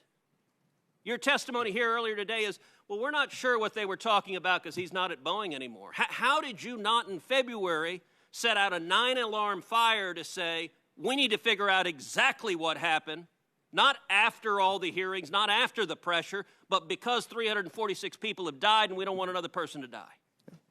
Senator, as you mentioned, I didn't see the details of this exchange until recently. And we're not quite sure what Mr. Faulkner meant by that exchange. His lawyer has suggested he was talking about a simulator that was in development in that time period. That's where he was working. That could be the case. We don't know. I fully support diving deep into this and understanding what he said and what he meant. But I can also tell you that in that same time frame where his original message was made. Mr. Gustafson still works at Boeing. Correct? Senator, yes, he does. Have you had that conversation with him? Senator, my team has talked with Patrick as well. Have you had that conversation with him? Senator, I have not. Time has expired. Thank you, Senator Cruz. Senator Tester. Let's do this. The entire poster, Senator Cruz, if you can have that reduced in size, and we will enter it into the record without objection at this point. So ordered. Senator Tester. Thank you, Mr. Chairman. I want to thank you and the ranking member for having this hearing. And I know for the two folks on the panel this morning, it is probably a painful morning for you. But the fact is, it's infinitely more painful for the folks that are sitting a couple rows behind you. You have said many times, Mr. Muilenburg, that mistakes were made, and obviously they were. Unfortunately, that admission was made after 346 people died. And there are a lot of reasons an airplane can go down, whether it's pilot error, weather, equipment malfunction, or birds. But safety should not be one of them. And in a previous question, you said you guys don't sell safety. And I'll be honest with you, I didn't listen to the whole thing, but you damn well better sell safety. I fly 4 legs a week, and there's a lot of, not for the grace of God, it could have been me on one of those airplanes. And we expect there to be safety. Obviously, something went wrong, and it's not the first time. There's the MCAS situation here that was pointed out, as several people on this committee have already pointed out to you, and nothing was done, or to your leadership team. There was a South Carolina whistleblower that talked about debris being left in the planes. Those technicians were removed. There's a KC-46 finding wrench bolts and trash inside the new airplanes. That was in June of this year. There was a cargo 777. You get the deal. It goes on. And so the question is the one that Senator Udall brought up that you didn't answer, and I think other people on this committee also brought it up, and that is, what do we do? What do you do? So I'll be a little more specific. I do believe there's a cozy relationship, and I don't believe that, quite frankly, time and money are no object, because there's also plenty of examples. For example, in 2014, FAA made regulatory changes to safety standards that would have required changes to the MAX to add new crew alerts. Boeing appealed it to the FAA to seek an exemption, arguing that it would cost too much money, $10 billion, which is a lot of money. But the truth is that it wouldn't have happened if FAA would have been doing their job, and it also wouldn't have happened if you would have known what the hell was going on. So my question is that, and I know there was a push a number of decades ago about privatization of federal government, and I think that's how we got here, is privatization of government. But why don't we just turn over the certification back to the FAA and let them do it, and then they would be the ones sitting at this desk today and not you? Why not do that? Well, Senator, we share your focus on safety, and I can confidently say that is our #1 priority. Okay, cool, but we failed in this case, and there's a whole bunch of people back there that are going through incredible anguish because we failed. So, Senator, I agree, and we feel so. Let's get to the question, and look, I can pivot with the best of them. I know how to pivot. I know when people are pivoting. You're pivoting. Tell me if you would support having the FAA do the certification.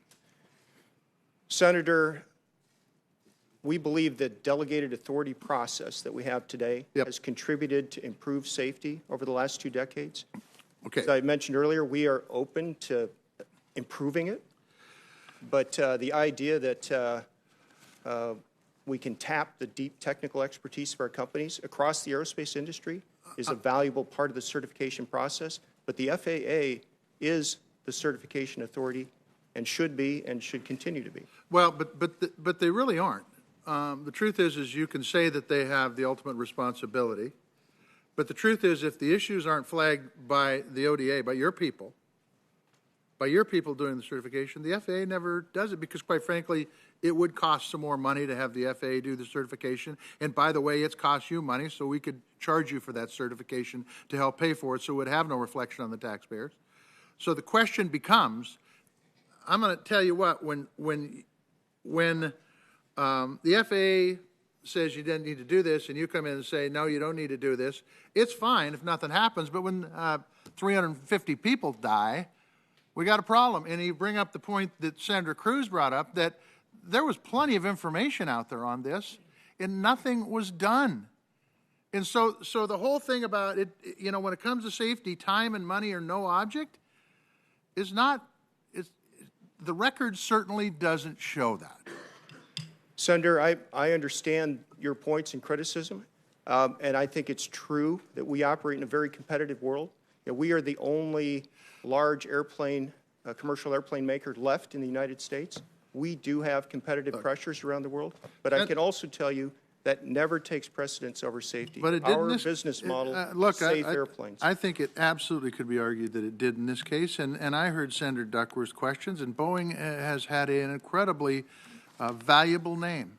But I've got to tell you, and I think I told you guys this in office some time ago, I would walk before I was to get on a 737 MAX.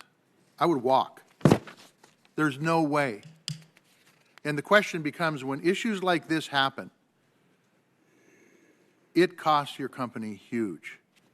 And so you shouldn't be cutting corners, and I see corners being cut, and this committee is going to have to do something to stop that from happening. Thank you, Mr. Chairman. Thank you, Senator Tester. I'm going to ask that Mr. Muilenburg answer on the record his opinion of the current ODA system, whether it should be modified, and answer to Senator Tester's question. Senator Johnson.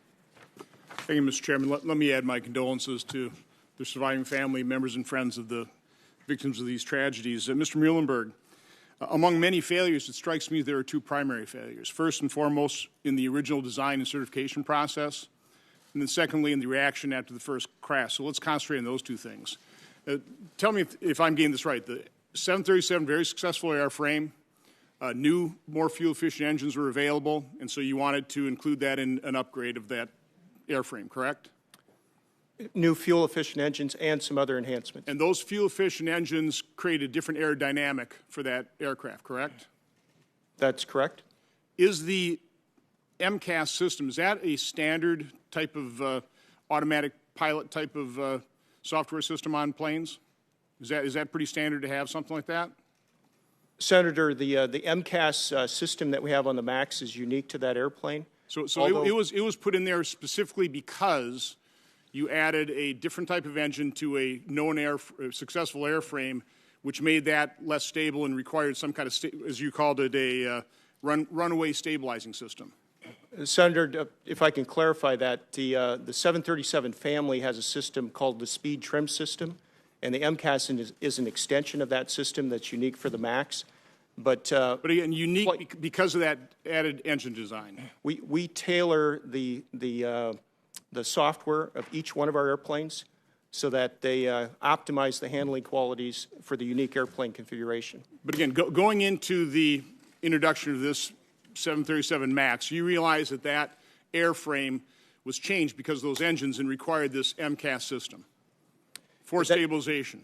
Yep, that was one of the additions we made to create the handling qualities we wanted for the pilots.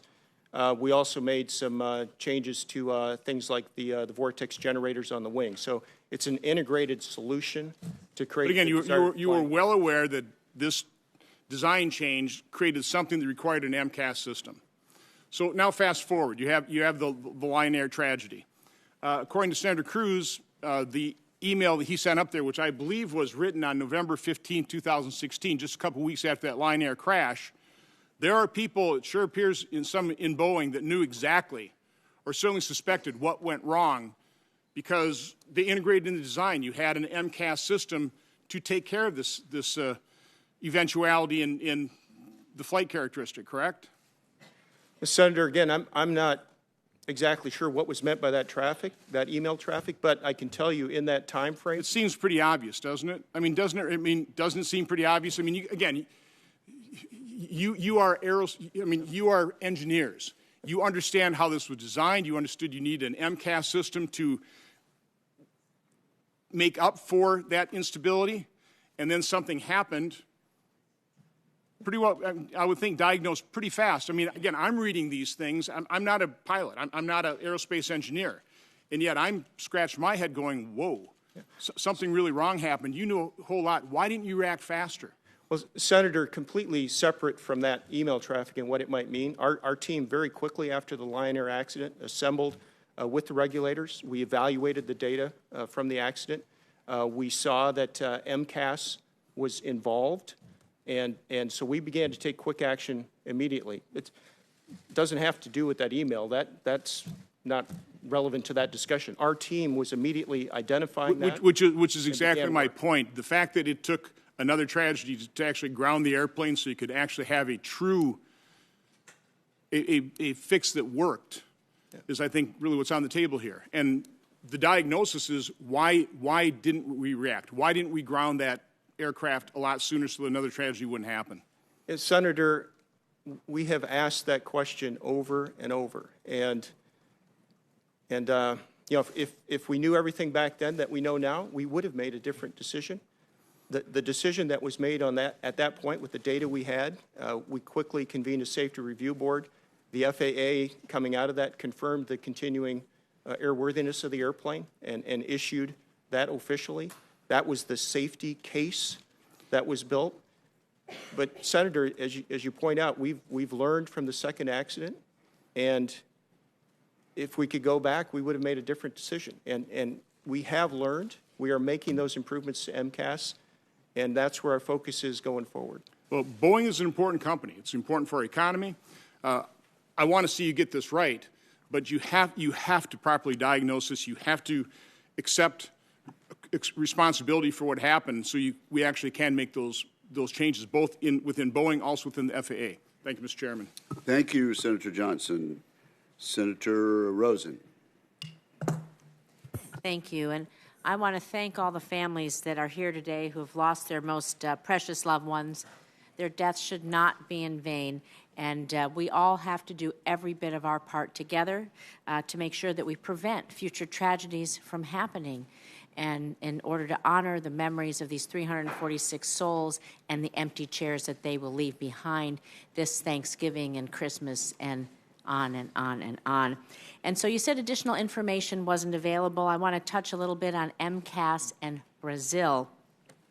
According to news reports, when the Brazilian National Civil Aviation Agency came to the U.S. in 2017 to test out the MAX 8, they determined that changes made to the old 737 were significant enough that they needed much more information from Boeing and were going to provide it for their pilots.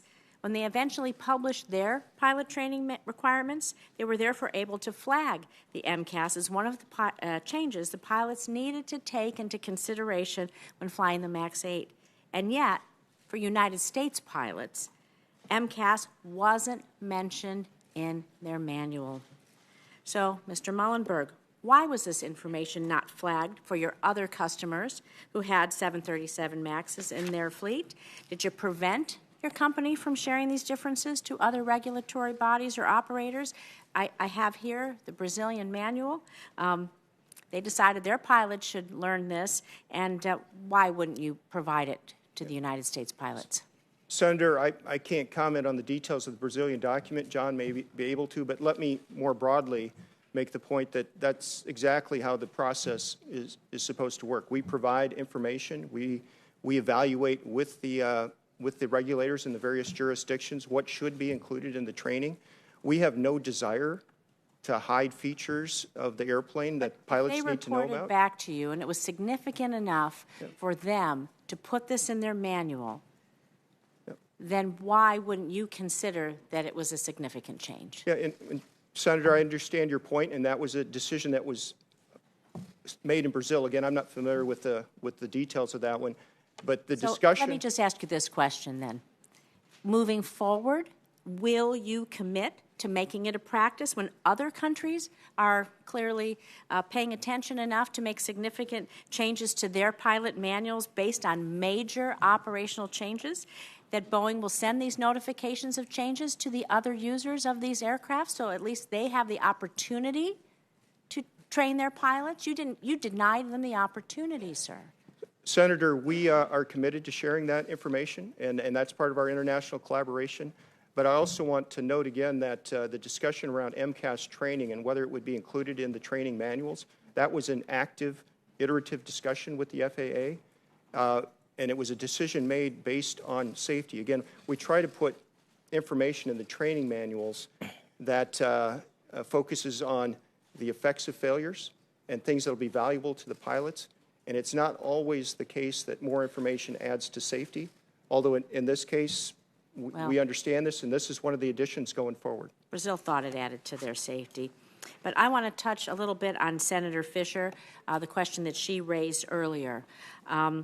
All these changes have taken place, of course, over the years, and this plane is still working off its original certification from 1967.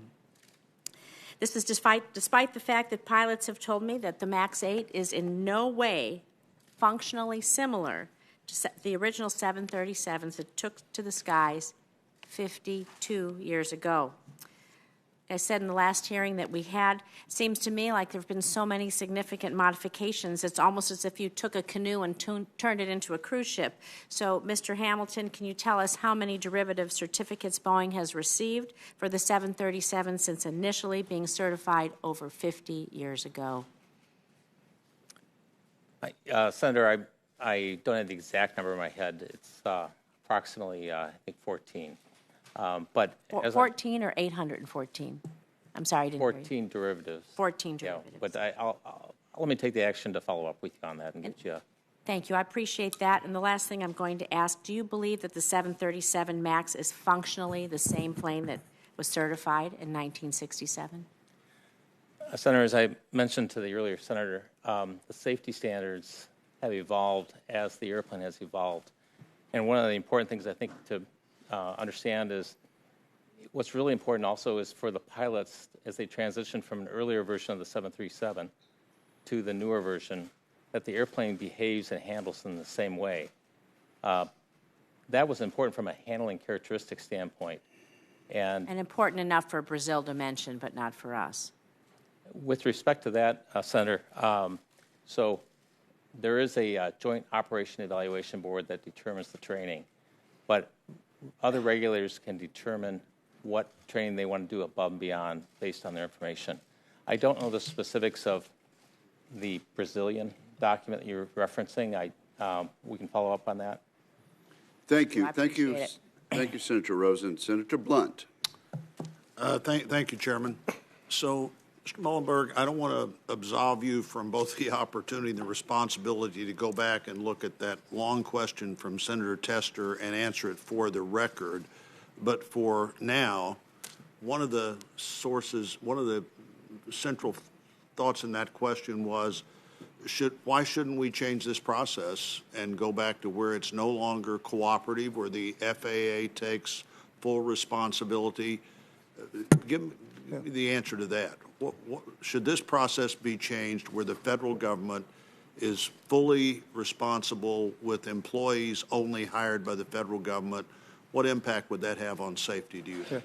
Senator, I believe the data clearly shows that creation of the delegated authority process and its implementation has enhanced safety over the last couple of decades. I mentioned earlier about a 95% improvement in aviation safety over the last couple of decades. I think a portion of that at least can be attributed to the delegated authority process. That doesn't mean we shouldn't refine it, reform it over time, but the fundamental process of strong government oversight combined with deep industry technical knowledge in the right balance is a strong safety process. And I firmly believe that's one of the things that's contributed to aviation safety.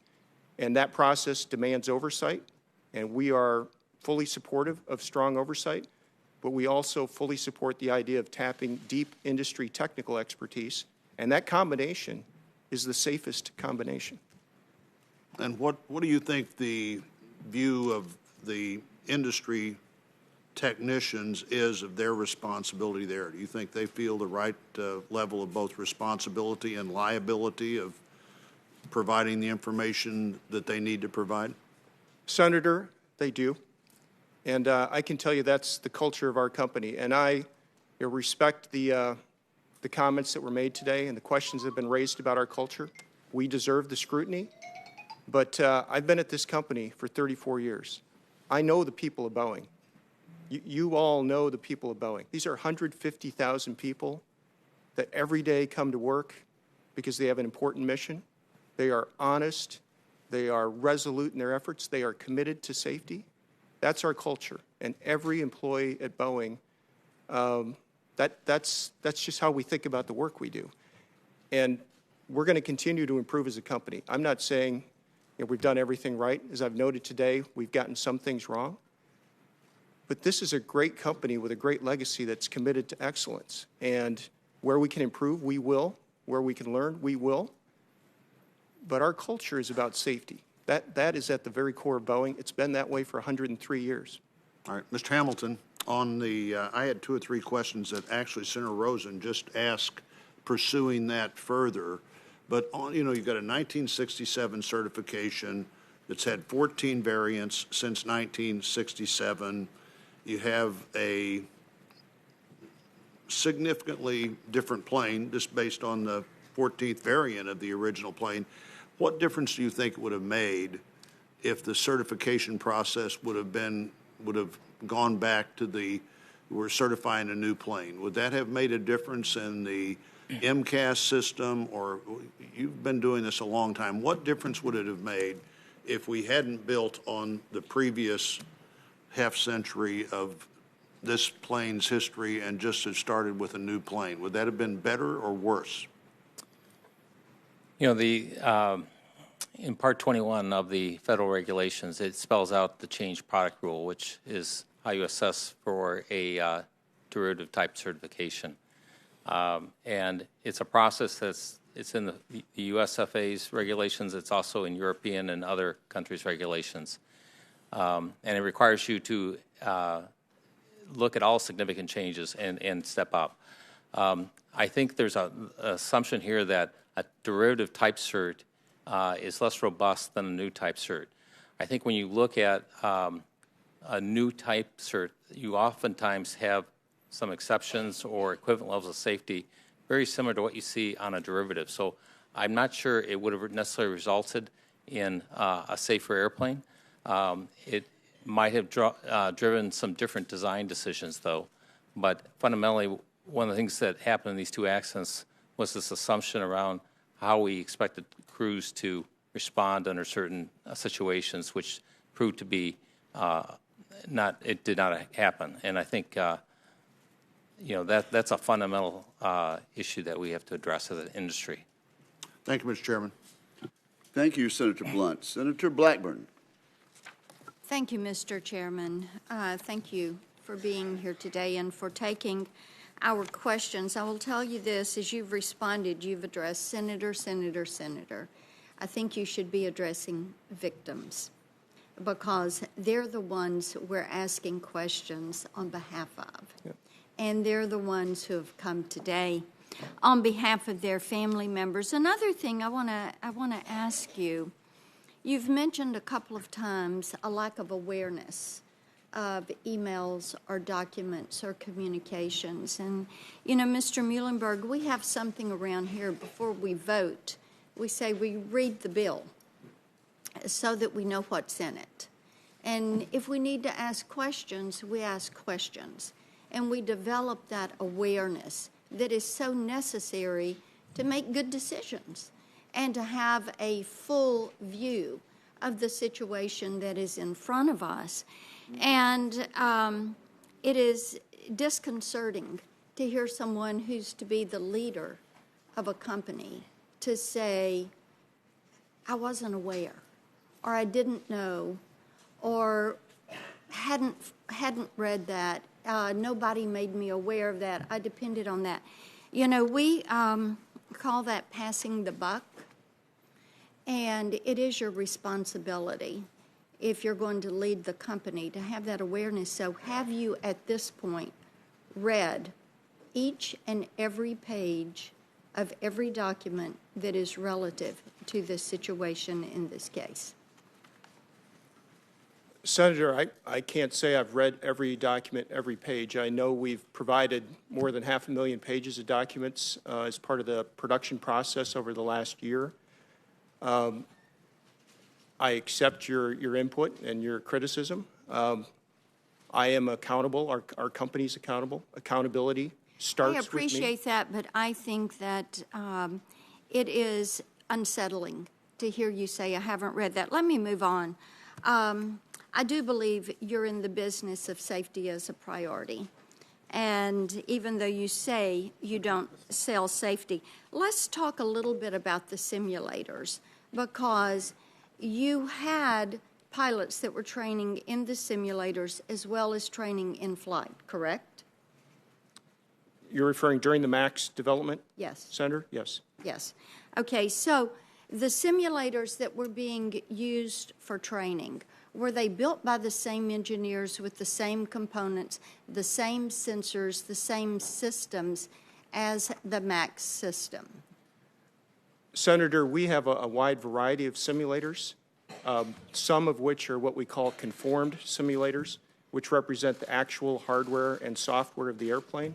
We have others that are engineering simulators. That some of the pilots were not training on this specific simulator.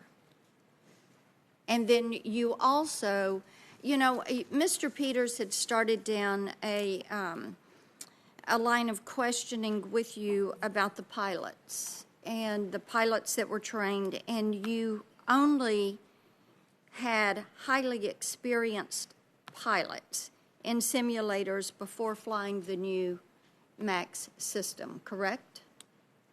Senator, I was referring to our Boeing test pilots. We also have pilots from a number of other organizations, regulators, and airlines. Why would you not choose pilots with a variety of experience, a wide range of experience? Because there are pilots with a wide range of experience that are going to be in that cockpit, flying that plane in real time. Senator, I agree with your view on the necessity of having a variety of pilot experiences involved in the testing process. But again, our Boeing pilots are not the only testers in the process. Okay, well then let's take it this way. What changes are you going to make in the simulators and in the training that is going to bring to account for human factor? Senator, we've made several changes and have more to come. But to start, the baseline training program for the MAX is roughly a 24-day training program, which includes heavy use of simulators, advanced simulators.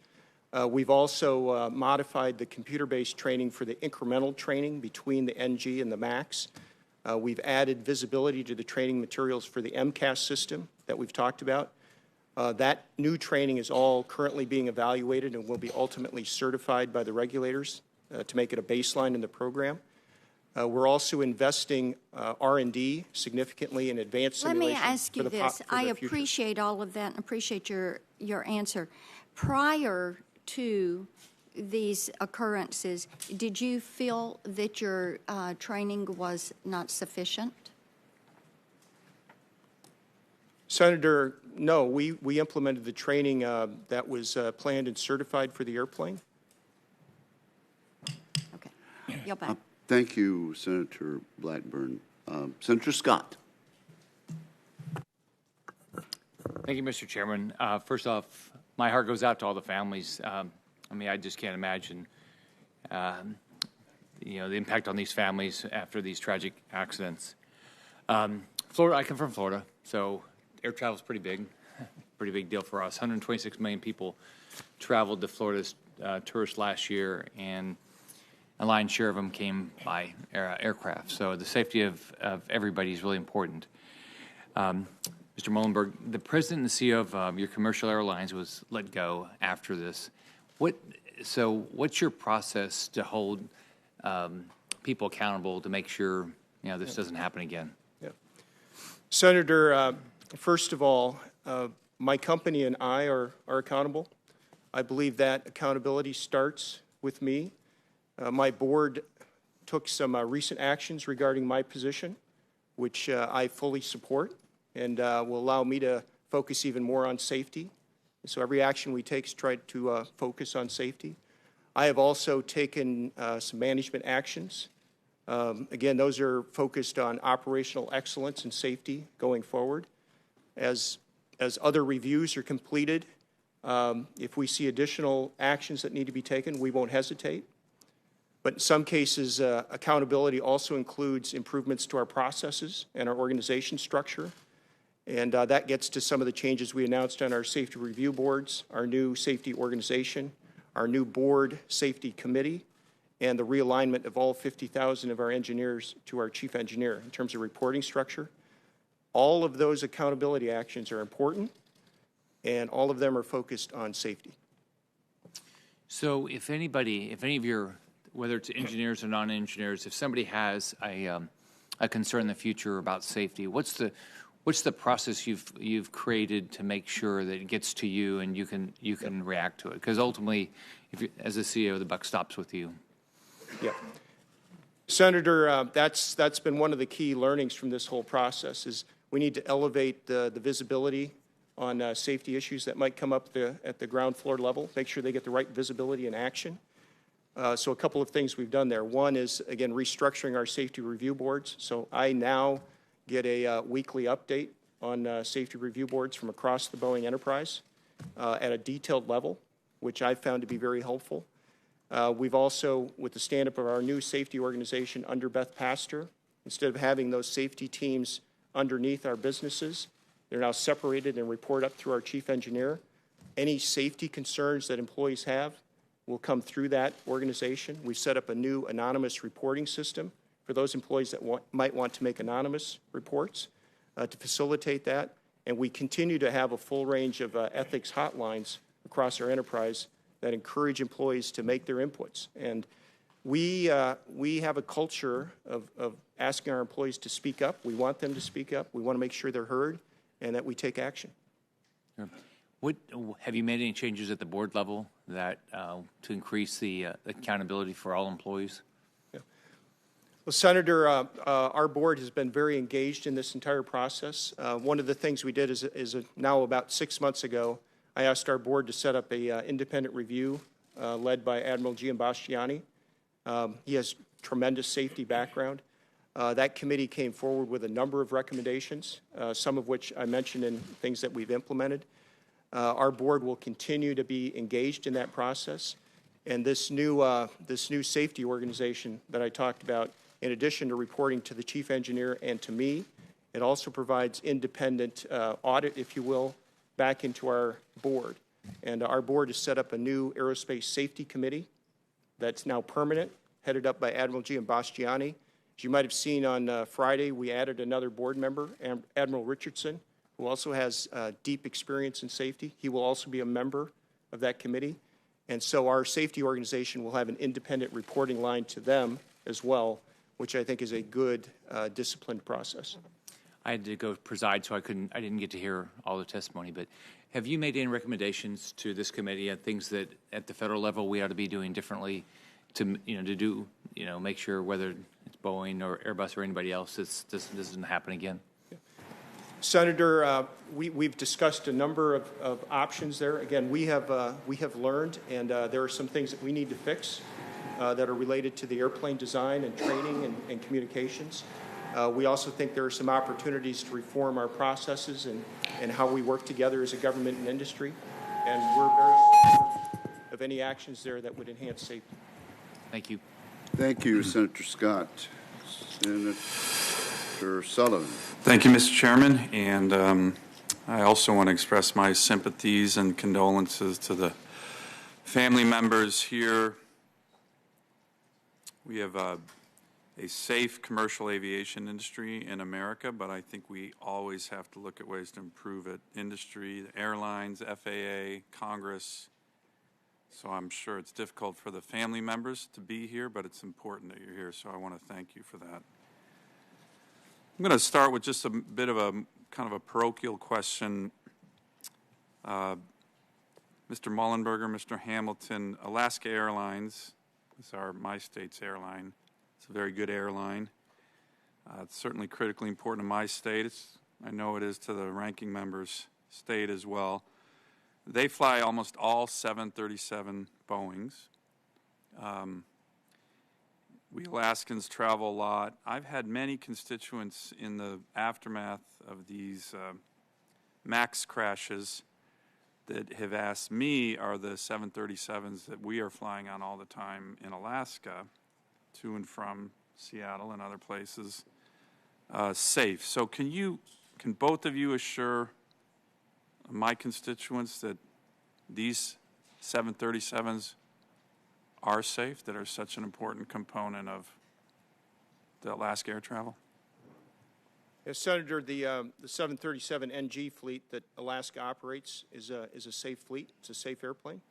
And it's got about 200 million hours of air safety track record behind it. Mr. Hamilton? Yeah, I agree with Mr. Muilenburg's comments. I agree with Mr. Muilenburg's comments. I also just want to state that we have a weekly meeting that we review all the reports that are coming in from the fleet on whether or not they are potential safety issue or not. So the MAX issues that we're focused on here with regard to 737s are not issues that exist with your other line of 737s, 800s, 900s? No. That's correct.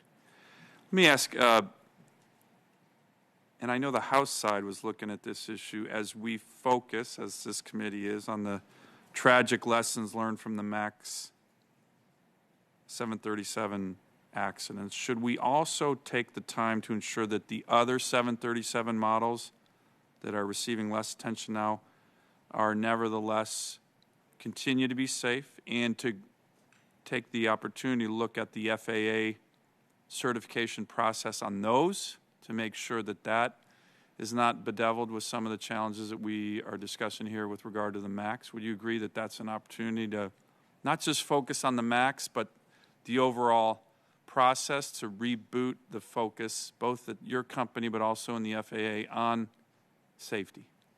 Senator, I believe there are a number of independent reviews underway right now looking at that broader certification process, some of which have begun to report out. We support that broader look. So models that aren't just the MAX? All models. So we are taking an end-to-end comprehensive look at the certification process, and I believe there are a number of government independent reviews that are focused on that. Let me ask for both of you. I keep hearing from safety experts about the importance of what they refer to as functional safety, and that is the way that different systems work together with the operator as opposed to looking at each system as it's added to a new model in a vacuum. And it seems to me that this issue of functional safety is a core issue as it relates to the MAX, given what has happened. Can you tell the committee about what your company's approach to this issue of functional safety is when adding new systems to an existing aircraft like the 737? Obviously, there was a failure here on that issue. How are you working to improve that? And does the FAA do enough to focus on this idea of functional safety, not just the individual additions to existing and older models? I'll ask John to take that question. Yeah, so Senator, I think it starts with our requirements breakdown of what's our airplane level requirements, system level requirements, component level requirements, and then validating at the component level, the system level, and at the airplane level how any change met the requirements and interacted across at the system or airplane level. You also talked about regulatory requirements. Yes. There's something called... Does the FAA focus enough, you think, on functional safety? So there's been some rather recent changes in what we call development assurance that I think is continuing to mature. And again, this looks at the functional safety, and some of the things that you're really focused at is the breakdown of requirements and how different systems interact with that. So I think we, as Mr. Muilenburg pointed out, some of the recent industry committee reports have discussed this, and I think we'll support those recommendations and the FAA's actions going forward. Thank you. Thank you, Mr. Chairman. Thank you, Senator Sullivan, and thank you to the panel. We appreciate you being with us, and I'm sure we'll be questioning you further as we continue to get more reports. Our second panel of witnesses will be escorted in now. We thank you two gentlemen for being with us. The second panel, as I've said before, is Mr. Robert Sumwalt, Chairman of the National Transportation Safety Board, and the Honorable Christopher Hart. Mr. Hart is the team chair of the Joint Authorities Technical Review, which we use the shorthand of JATR for, and I've referred that to that a number of times during this hearing. And Mr. Hart is a former chairman of the National Transportation Safety Board, and they've been waiting patiently during these 2.5 hours. So, gentlemen, we appreciate you being here. You have submitted testimony. We ask each of you to summarize your testimony in 5 minutes, and Mr. Sumwalt, we'll begin with you. You're recognized. Thank you, Mr. Chairman. Good afternoon, Chairman Wicker, Ranking Member Cantwell, and members of the committee. Thank you for the opportunity to testify before you today. This afternoon, I will address the NTSB's recent recommendation report regarding the 737 MAX certification processes. This recommendation report, issued last month, contained 7 recommendations to the FAA. Is your mic on, Mr. Sumwalt? Is your mic on? It's on, but I'll move closer. These recommendations are the result of the NTSB's involvement as an accredited representative to the Indonesian government's investigation into last year's Lion Air crash and to the Ethiopian government's investigation into this year's crash involving the Ethiopian Airlines Boeing 737 MAX. The NTSB participates in foreign investigations in accordance with ICAO Annex 13, which details the standards and recommended practices of international aviation accident investigations. Under Annex 13, the state of occurrence leads the investigation, and the U.S. has the right to participate in the investigation when it involves a U.S. manufactured or U.S. registered or designed aircraft, such as the 737 MAX 8. This is so that any design or manufacturing issues can promptly be addressed by the FAA and the manufacturer. As an accredited representative to these crash investigations, the NTSB initiated an in-depth examination of the U.S. design certification processes used to certify the MAX.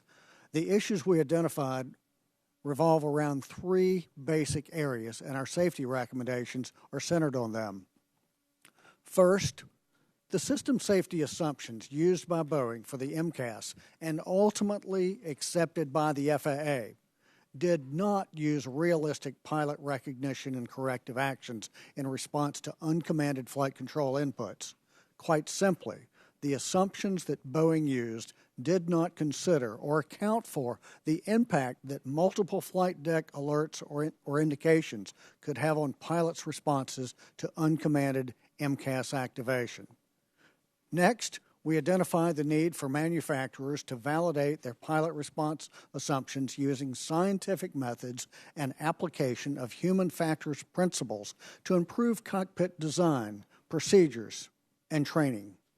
We believe that the use of validated methods and tools to assess pilot performance in dealing with failure conditions and emergencies would result in more effective requirements for flight deck interface design, pilot procedures, and training strategies. And finally, we believe that manufacturers should develop and incorporate in airline cockpits mechanisms that would allow pilots to better diagnose, prioritize, and react to multiple alerts and alarms. The pilots in the Lion Air and Ethiopian crashes were faced with multiple oral and visual alerts.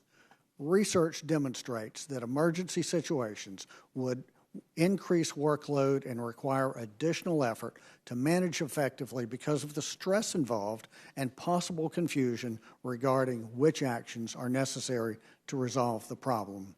Each of our 7 recommendations are detailed in my written testimony. In closing, it should be noted that the NTSB investigators continue to examine the design certification process, and we may issue additional recommendations in this area if warranted. Thank you again for the opportunity to testify, and I look forward to your questions. Thank you, Mr. Sumwalt. Mr. Hart, you're recognized. Thank you, Chairman Wicker and Ranking Member Cantwell and members of the committee. Thank you for inviting me to this hearing today. First, I would like to extend my condolences, joining others who have already done so, to the families and friends of the passengers and crew on Lion Air Flight 610 and Ethiopian Airlines Flight 302. The FAA created the Joint Authorities Technical Review because these crashes revealed a need to review the robustness of the aircraft certification process. The JATR, which included representatives from the FAA, NASA, and 9 other civil aviation authorities, was created to review the MAX certification process to determine whether the appropriate regulations were applied, to assess whether compliance was shown, and to recommend improvements. I commend the FAA for seeking this certification process peer review and for making it public. The MAX grounding was unprecedented. 2 previous groundings were the McDonnell Douglas DC-10 in 1979, when an engine separated from the wing, and the Boeing 787 in 2013 due to battery fires. In those 2 groundings, the airplanes were rendered unairworthy. Because the airplanes were unairworthy, pilot competence was not an issue. Because those groundings resulted solely from airplane problems, the country where the airplanes were manufactured made the grounding and ungrounding decisions. The grounding of the MAX, on the other hand, involves automation that usually worked but sometimes failed, and when it failed, some pilots knew how to respond, but some, including those who crashed, did not. Because the scenario was not just an airplane problem, but a problem of airplane system/pilot interaction, every country that licenses pilots must also be involved in the grounding and ungrounding decisions.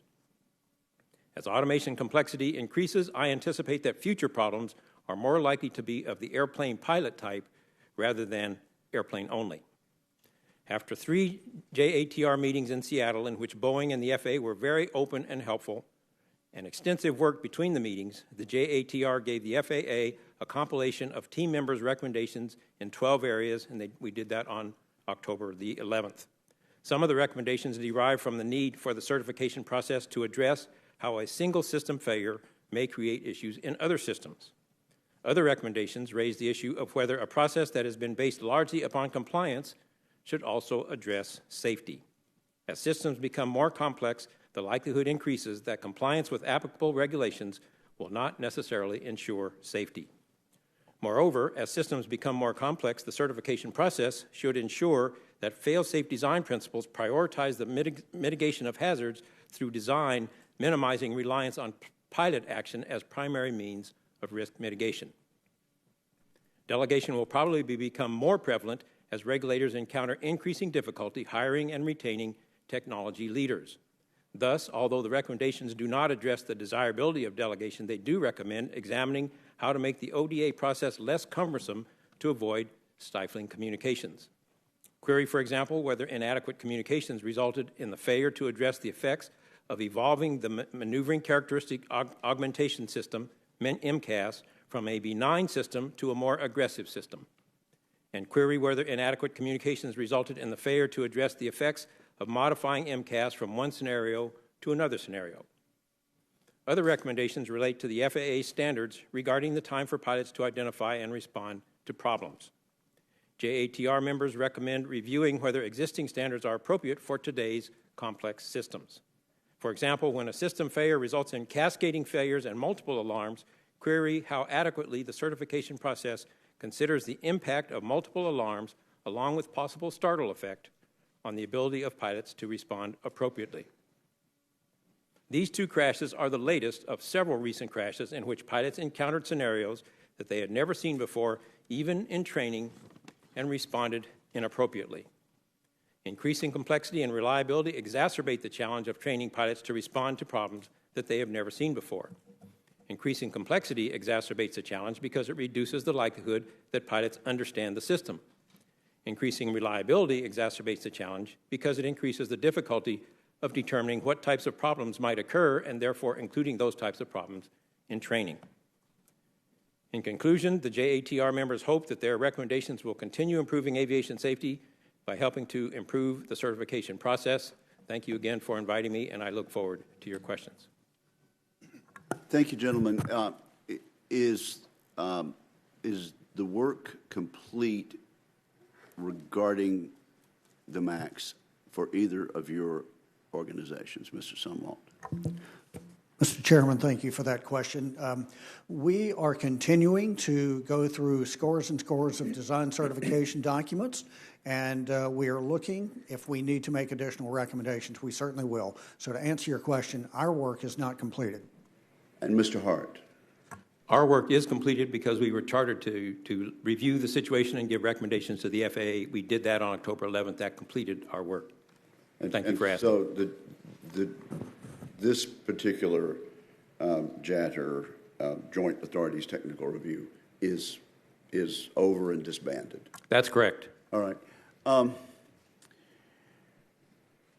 Let's talk about the time between the first crash and the second crash. It was evident, pretty clear after the first one, after the Lion crash, that the MCAS system was not working correctly. Is that true, Mr. Sumwalt? Yes, sir, that is correct. And Mr. Hart, this was there are many factors, but the dysfunction of the MCAS was central. That's correct. Okay. And at that point, what notice was sent out to other airlines and to the pilots to make it clear that was the main problem? Mr. Chairman, as you are aware, today is the one-year anniversary of Lion Air. So on October the 29th was the crash. I believe it was November the 7th when the FAA put out an airworthiness directive to require certain procedural modifications. What was that a typical airworthiness directive, or was it highlighted as an emergency airworthiness directive? I'm not sure. Chris, do you know? Airworthiness directives, pretty much by definition, are considered emergency. So I think this one was definitely one that is supposed to command the attention of the entire industry. Okay, so it and Mr. Sumwalt is consulting with staff, and it's fine if he supplements that. But this was a red flag sent out about the MAX and the MCAS part of it. Is that correct? Would you either of you gentlemen quarrel that this was a red flag warning? It was an industry-wide warning that everybody who flies this airplane needs to know about this issue. So that, to that extent, yes. Okay. Well, is there a way that we could have made it more explicit? Was there something about this advisory that didn't get the job done, Mr. Hart? I'm sorry, but I can't speak for the FAA and their decision process on how to handle this. The decision process to have the airworthiness directives within days of the second crash was intentional to get the word out as quickly as possible. But I was not privy to the decision-making process. I'm talking about the way it would typically have been received internationally and around in the aviation industry. This would have been taken seriously and given a heightened bit of attention. Is that correct? That certainly is the purpose of an airworthiness directive. Yes. How people responded to it, I don't have a good answer to that. Okay. Now, Did I hear you say, Mr. Hart, that some pilots reacted in one way which was sufficient, and some pilots did not, for whatever reasons, do that? If you could elaborate on what you were telling the committee. Yes, thank you for that question. I was referring specifically to the fact that in the Lion Air crash, the day before that crash, that same problem was encountered and the pilots responded to it appropriately. Well, do you think there was a failure at Lion Air to notify the other crews that a problem had occurred, it was resolved in this fashion, and we need to be mindful of that? Do you know if that was communicated between the flight that did land safely and the one the next day? Unfortunately, I do. Thank you for the question. Unfortunately, I do not know the details of who told what to whom, whether it was the mechanics, the other pilots. I don't know the details of how that information about what happened the day before was transmitted to the subsequent pilots and the subsequent mechanics. Mr. Sumwalt, do you want to clarify anything that you've said based on some advice that you've been getting?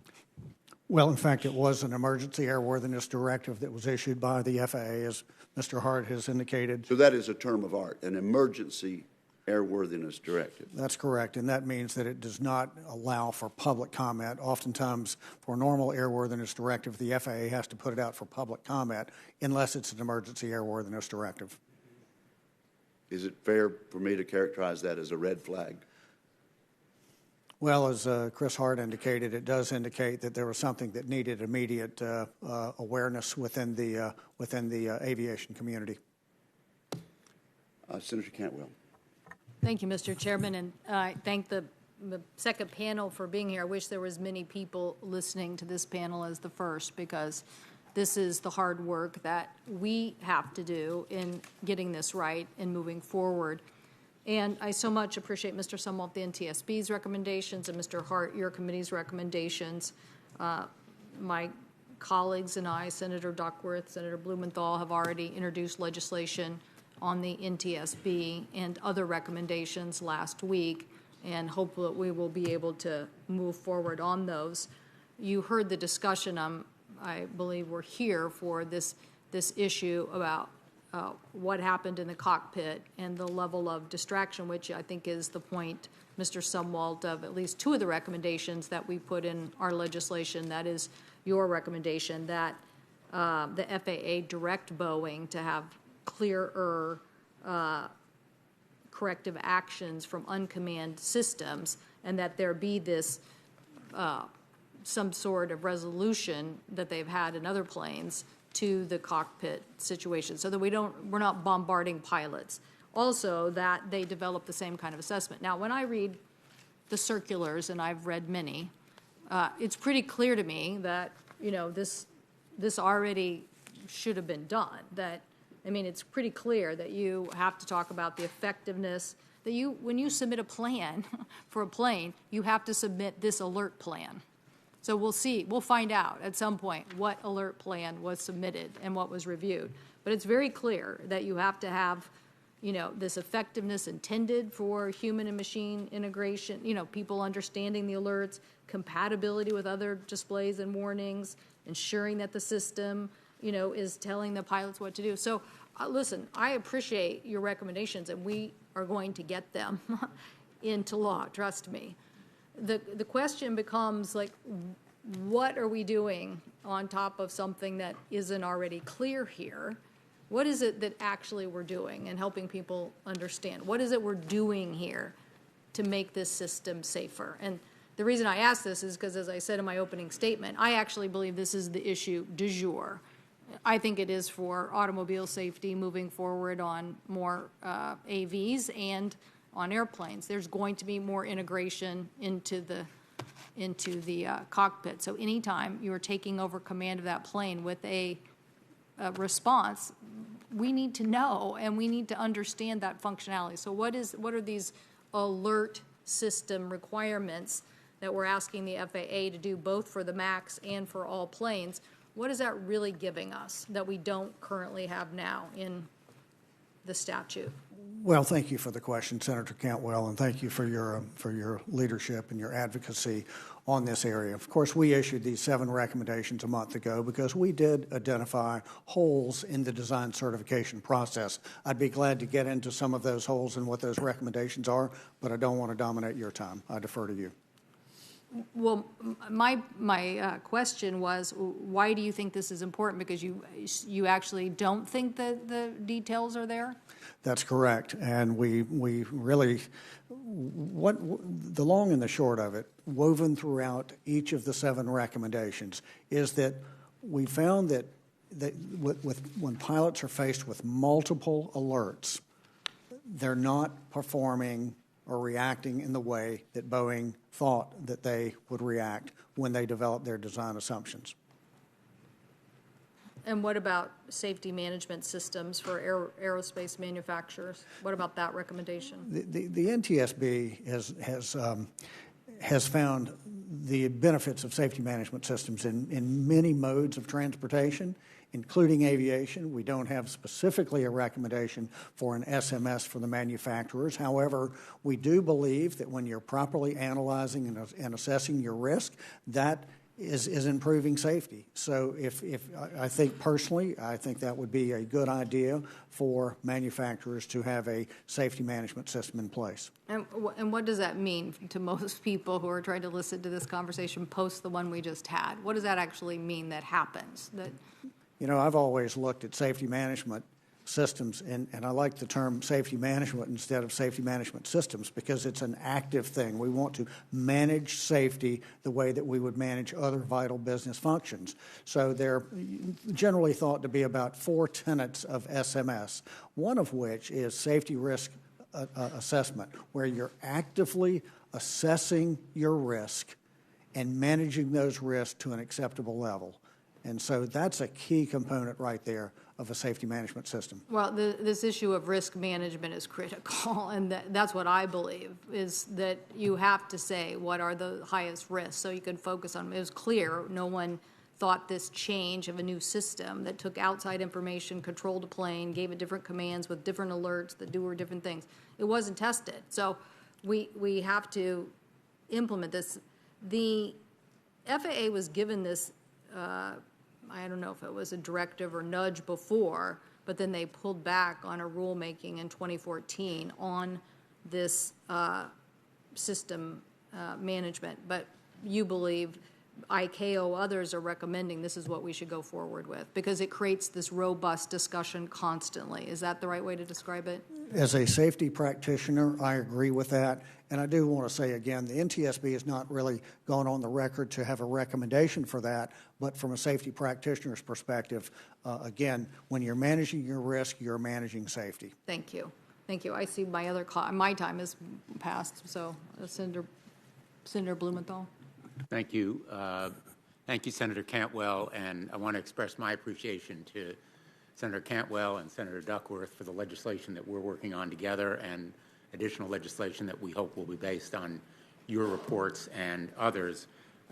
You know, I had a lot of questions for our previous witness, which unfortunately I didn't have time to ask. One of them would have been, why did he call the President of the United States, in effect circumventing the FAA if they were really going to respect safety? Are either of you aware of the call or calls that were made by Mr. Muilenburg to the President of the United States seeking to prevent grounding of these airplanes in the immediate aftermath of the second crash? Senator Blumenthal, I'm certainly not aware of that. I sat in this hearing in March when you asked Mr. Elwell the same questions. I'm not aware of that. We were not involved in the decision to ground the aircraft in any form or fashion. Mr. Hart? It was not within the purview of the JATR either. We were looking at the certification process to decide how to make it better. The fact of the matter is that the United States of America was among the last nations to ground those airplanes, correct? That's certainly my understanding, us and Canada. And normally, the United States of America would be at the forefront of safety, correct? Mr. Hart? Good question, Senator. Just for your awareness, I am on record through an op-ed in USA Today to congratulate the FAA for waiting until they had enough data to see, was this a one-off event? Because if it was a one-off event, they're going to be grounding airplanes after every crash, or was it more than a one-off? In other words, did these share? In retrospect, was it a good decision to ground that airplane? After they had enough data to see the similarity of the two, yes. But the United States was the last to have enough data, for whatever the reason. Just saying, right? Well, everybody had the same data at about the same time. I just think the FAA has a reputation for waiting until the data to react to it. Let me ask you, your report found that, quote, key aspects of the MCAS functions, such as intended function description, its interfaces and architecture, were not directly visible to the FAA in a straightforward manner through the certification deliverable documents. I'm trying to put that in simple English that you would use in a USA Today article. They didn't do full fair disclosure to the FAA, correct? In simple language, the process, the BASU process was complicated enough and challenging enough and bureaucratic enough that the communication was stifled, and so the communication didn't get where it needed to be when it needed to be there. Okay. I think that answers my question. And that was something we should correct? That's something that the JATR has recommended correcting, and yes, it does need correcting. The Wall Street Journal recently reported that internal Boeing surveys revealed that about 30% of its employees felt potential undue pressure from managers regarding safety-related approval. In fact, one of the Boeing engineers, Curtis Eubank, filed a complaint that asserted, quote, Boeing management was more concerned with cost and schedule than safety or quality, end quote. Did your investigative work indicate that kind of undue pressure from Boeing on its employees to move the safety process at the expense of, move the certification process at the expense of safety? Thank you for your question. Our investigation, our review found enough concern about undue influence that we recommended that it be reviewed carefully for the next certification process. You indicated, I think, in your testimony that you thought delegation would continue, which seems contrary to what we have found here so far. A lot of the thrust of the questioning has been to reverse delegation. So I hope that maybe we can have your further thoughts on that issue. Let me just ask one more question of Mr. Sumwalt. On Sunday, just this past Sunday, the New York Times reported on Boeing efforts to undercut regulatory oversight early and often. The story of Boeing sabotaging rigorous safety scrutiny is chilling to all of us, and more reason to keep the 737 MAX grounded until certification is really and truly independent and the system is reformed. What are your views on the amount of delegation authority from the FAA to Boeing? Shouldn't we reverse the delegation that exists right now? Senator Blumenthal, thank you for that question. The NTSB's role in all of this is to serve as an accredited representative to each of the respective accident investigations. As such, we looked at the design certification processes of the 737 MAX, and we issued these 7 recommendations. We have not looked at the ODA process. That is not something that we have done. Why? Well, because there are approximately 79 organizations that have ODA approval. We've got about 2 people that have the expertise to dwell into the design certification issues. We've devoted those energies to come up with these 7 recommendations that we issued 1 month ago. That is an enormous task. I'm under the impression that the U.S. DOTIG is doing a study of this issue. As are numerous other entities. Thank you, Senator Duckworth. Thank you, Mr. Chairman. Chairman Sumwalt, welcome. At the March 2019 hearing held by this committee's Aviation Subcommittee, Chairman Wicker asked you a simple question concerning Lion Air Flight 610, and I quote, "What should the pilots have done?" And you responded as follows, and I quote, "Well, I flew the 737 for 10 years, and I do believe that there is a procedure, at least for the Flintstone version of the 737 that I flew, a very old 737, but I do believe that the very first thing you would do is oppose that motion by pulling the yoke back, and that would engage the state brake or the stabilator cutout function." And to me, this answer makes sense. The most reliable initial human response to an uncommanded nose-down dive is to pull back on the yoke. Would you concur with this view? Yes, I do. I've actually looked at the procedure, and it says to grasp and to hold it firmly. But as you know, as an experienced pilot, your natural reaction would, in fact, if it's going in a direction you don't intend it to, you would tend to oppose it, which should, in the older models of the Boeing aircraft that I flew, the 727 and 737, that would engage the stabilizer brake and stop the stab from running. But as you pointed out in your earlier round, it will not do that when MCAS is active on the 737 MAX. Right. So that's what I would like to add to your response, is the critical importance of the column cutout function, whether aft or forward, is that it's not just limited to the very old 737, but in fact, according to a former Boeing engineer who was responsible for the control law development in the 757, 767, and the 747-400, in every Boeing airplane until the 737 MAX, uncommanded stabilizer runaway is stopped by column motion only. You don't have to do another step. Once you pull back and you've overridden it, that's it. There's nothing that resets and then pushes the nose back down 5 seconds later. There's nothing else you have to do. That is it. In every other model of Boeing aircraft, of the 737s. But for the MAX, with the MCAS malfunction, the pilot has to also apply the manual electric trim within the same 3-second window. Otherwise, the MCAS, which the pilots did not know was installed in the aircraft, could reset and put the nose back down. So now you're telling pilots, okay, natural reaction, you've pulled back, you've overrode it, you think that's it. But now you have to troubleshoot for a system that you don't know exists that is now overriding your pilot's command input in pulling back the yoke. Mr. Sumwalt, are you aware of Boeing notifying commercial 737 pilots before the Lion Air crash that when MCAS activates during manual flight, it disables the aft column cutout safety function? That is, it overrides that safety function? Senator Duckworth, I'm under the impression that, just as you said, that prior to these two tragic crashes, that information was not widely known within the piloting community. Thank you. Mr. Sumwalt, the MCAS malfunction hazard should have been elevated to a hazardous rating, in my opinion, because the aft column cutout was removed and worsened by tripling the stab trim rate, which made severe mistrim likely, especially with a persistent malfunction.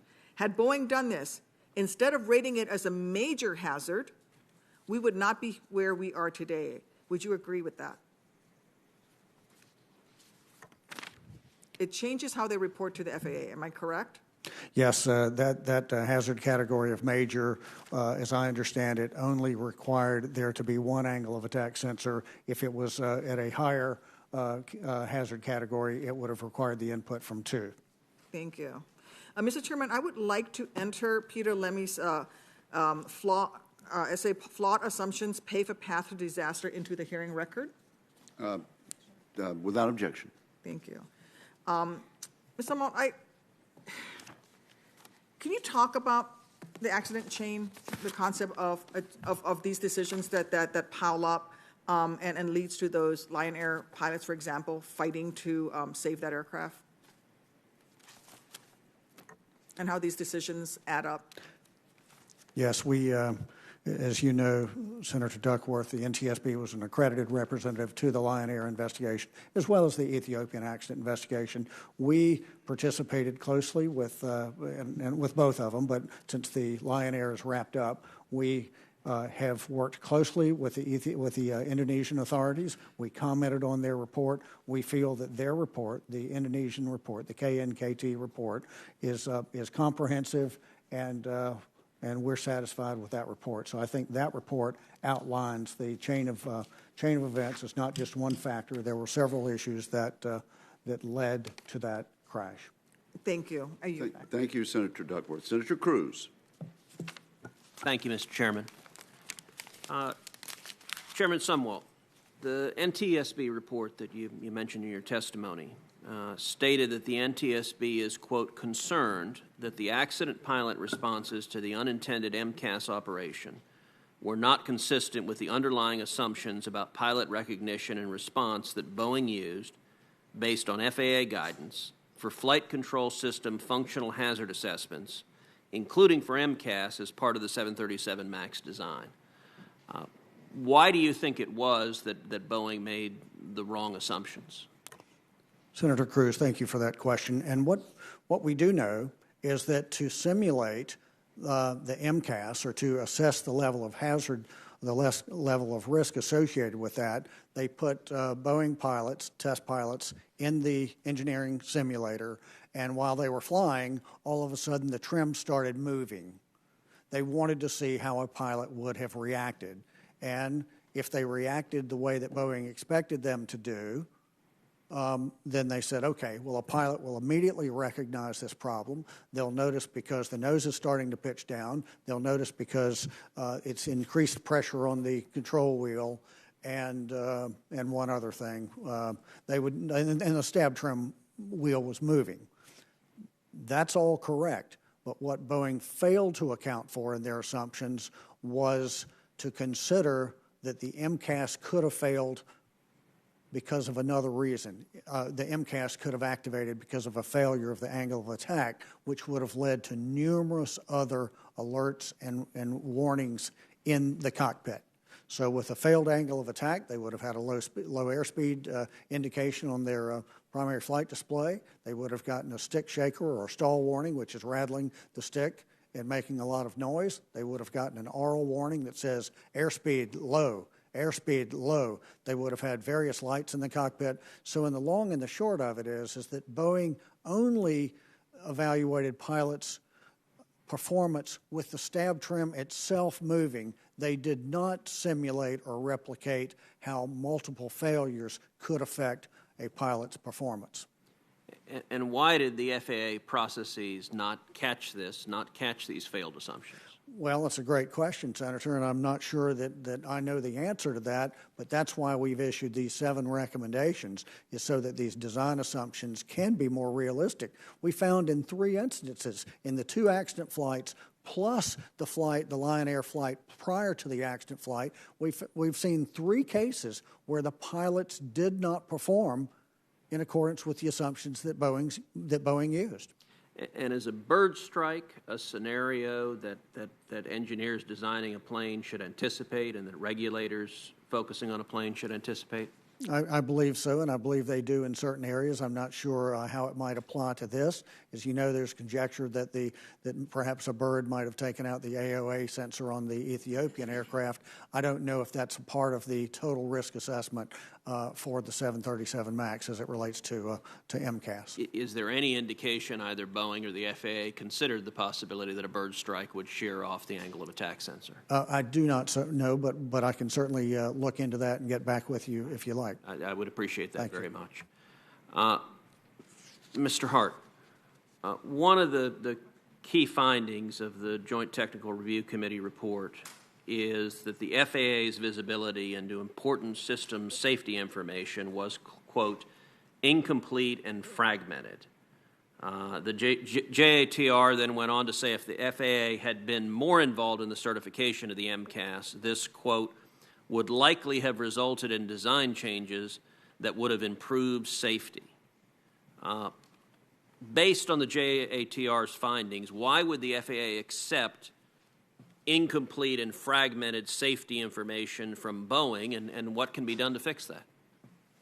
Thank you for the question. That's the purpose of the recommendation that the communication process, that the ODA be less bureaucratic and less complicated so the communication process isn't undermined by the complexity of that situation. So the FAA was not adequately aware of the evolution of the MCAS from a from a relatively weak system to a much more robust system. The FAA wasn't aware of the details of how adequately the transformation of the MCAS from a high-speed wind-up turn correction to a low-speed angle of attack correction, and were the assumptions properly considered in that process. The FAA, the communications to the FAA were not adequate for it to be fully aware of the impact of those issues.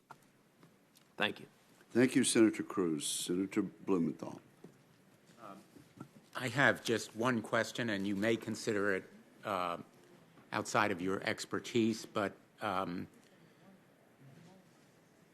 the CEO of Boeing told us today that they made mistakes and regretted them and wanted to take action in response to do the right thing for the families who were affected, the loved ones of victims. Boeing has said that it will take responsibility specifically for the Lion Air crash, resulting in the deaths of 189 people in Indonesia last year, and the Ethiopian Airlines crash that killed 157 people.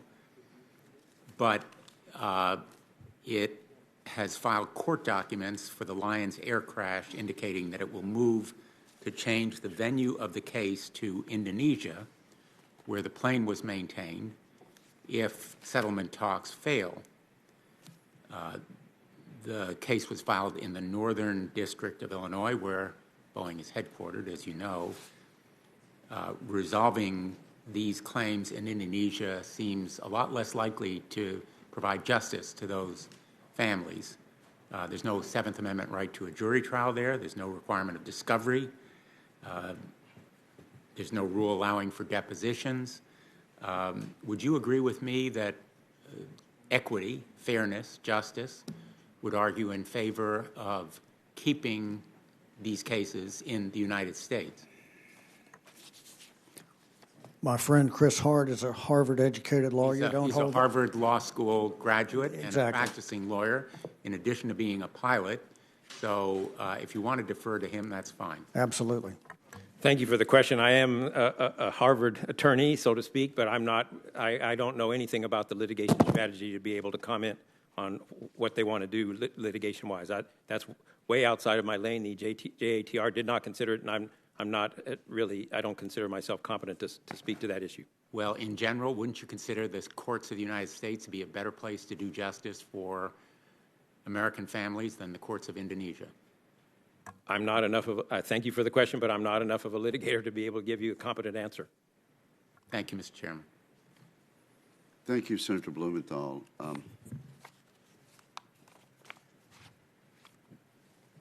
We're going to close this hearing now. Can I ask one more thing? Sure. Senator Cantwell. Thank you, Mr. Chairman, for a second round. I just wanted to clarify, Mr. Hart, I think I heard earlier from the testimony from the company that they actually do think that the FAA knew about the level of trim. I think this is going to be a big issue. I think we're going to hear a lot more about this, but you would hope that a plan at the very beginning of certification would include that data, then they would make decisions. But I am concerned that the level of automation and technology in human response, I want to see the best engineers. I think it's when the automobile industry and Toyota went through this, we didn't know what happened. We basically called NASA and said, would you look at this code and figure out what happened?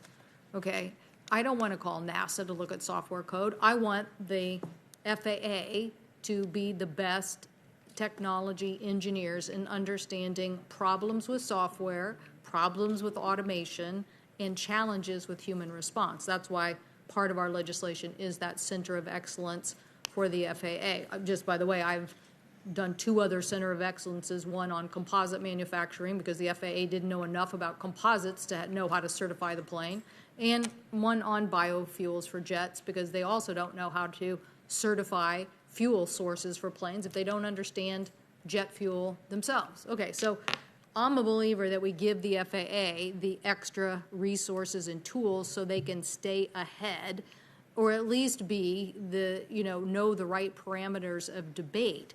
But isn't the right parameter of debate have to focus on this human technology interface today? Isn't that where we are? because we saw those 10 years of making us safer, and yet this level of integration has also told us that 5 of the last accidents were all around this. And I think, you know, for me, and many Americans are waking up wondering, what is a pitot tube and a, you know, AOA sensor on the outside of the plane giving commands and responses to inside the cockpit without the pilots understanding. So I just feel that the FAA, and we've had this discussion with Captain Sullenberger, needs to understand human response to these automation systems. What do you say about that recommendation of a center of excellence, Mr. Hart or Mr. Sumwalt?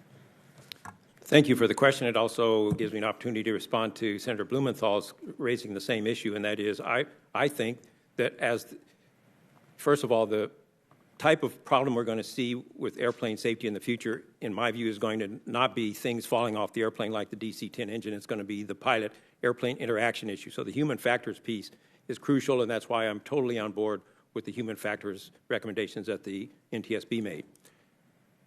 There are 2 problems. One is the reference was to multiple things going wrong at the same time. I would add to that, it's not just multiple things going wrong, it's also never having seen it before, even in training. That's really the challenge, is when they are seeing this for the first time in real time of the series of accidents where this has happened and it's been unsuccessful. The one exception to that was Sully, when he had a situation that he had never seen before, even in training, and he handled it masterfully. Well, and that, listen, I think I've consulted him a lot about this, but that is why he came to us after the Colgan Air and said, do not change the regulations on the co-pilot for regional aircraft because you don't have enough time. You don't have enough time to talk. So I think if you're going to develop a system for certification and give it to the FAA, I think the FAA has to know the parameters of human response and what pilots are capable of. We just need a lot more data. If this is the route we're going to keep going on innovation, then we just need to know a lot more about what is that factor. I think even, I don't want to speak for him, but I think his perception is that that's where you have to start, because you don't have any way to judge a system if you don't really understand what the human limitation is. And that goes to my point that the leading technologists in these rapidly advancing and innovative technologies, the leading technologists are not going to be with the regulator. That's why this is not an FAA problem. This is an international certification problem, because the regulators are not able to hire and retain the leading technologists in these rapidly advancing technologies. They're going to be with the companies. That's why I say delegation. But I want the FAA to have enough data, information, and understanding to ask the right questions, because if they're not asking the right questions because they don't understand the technological impact, we're going to have a problem. Okay, so we have to make sure they understand the R&D and at least the parameters, whether that is composites, biofuels, or cockpit automation. And that's precisely why adequate information is so crucial. Yes. Straight to your point. Thank you for making that point. Thank you, Mr. Chairman. Senator Blumenthal. Just one quick question. If the FAA were able to pay enough to offer career opportunities,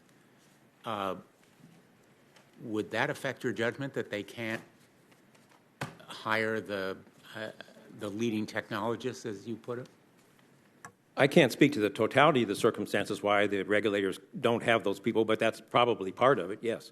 Well, I'm just really discouraged and frankly somewhat skeptical about your view that the FAA should be sort of doomed to failure and has to outsource safety. I don't mean to suggest they're doomed to failure. I'm suggesting that's why I think the collaborative process of the delegation will continue, because there's no way that, in my view, in the way the things are currently situated, the FAA is going to have the expertise within-house to do it without the collaboration. Well, putting aside the word collaboration, I hope we can prove you wrong by, in fact, incentivizing, both financially and otherwise, people with those skills to go to work for the FAA, because that's where the disinterested and independent safety function belongs.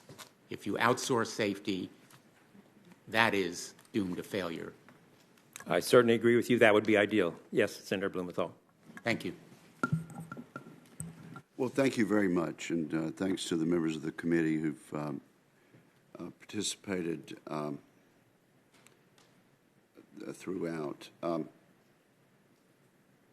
have to say this has been one of the most difficult hearings I've ever participated in. And I know it's been difficult for the family members who are still with us in the room. Some have had to leave.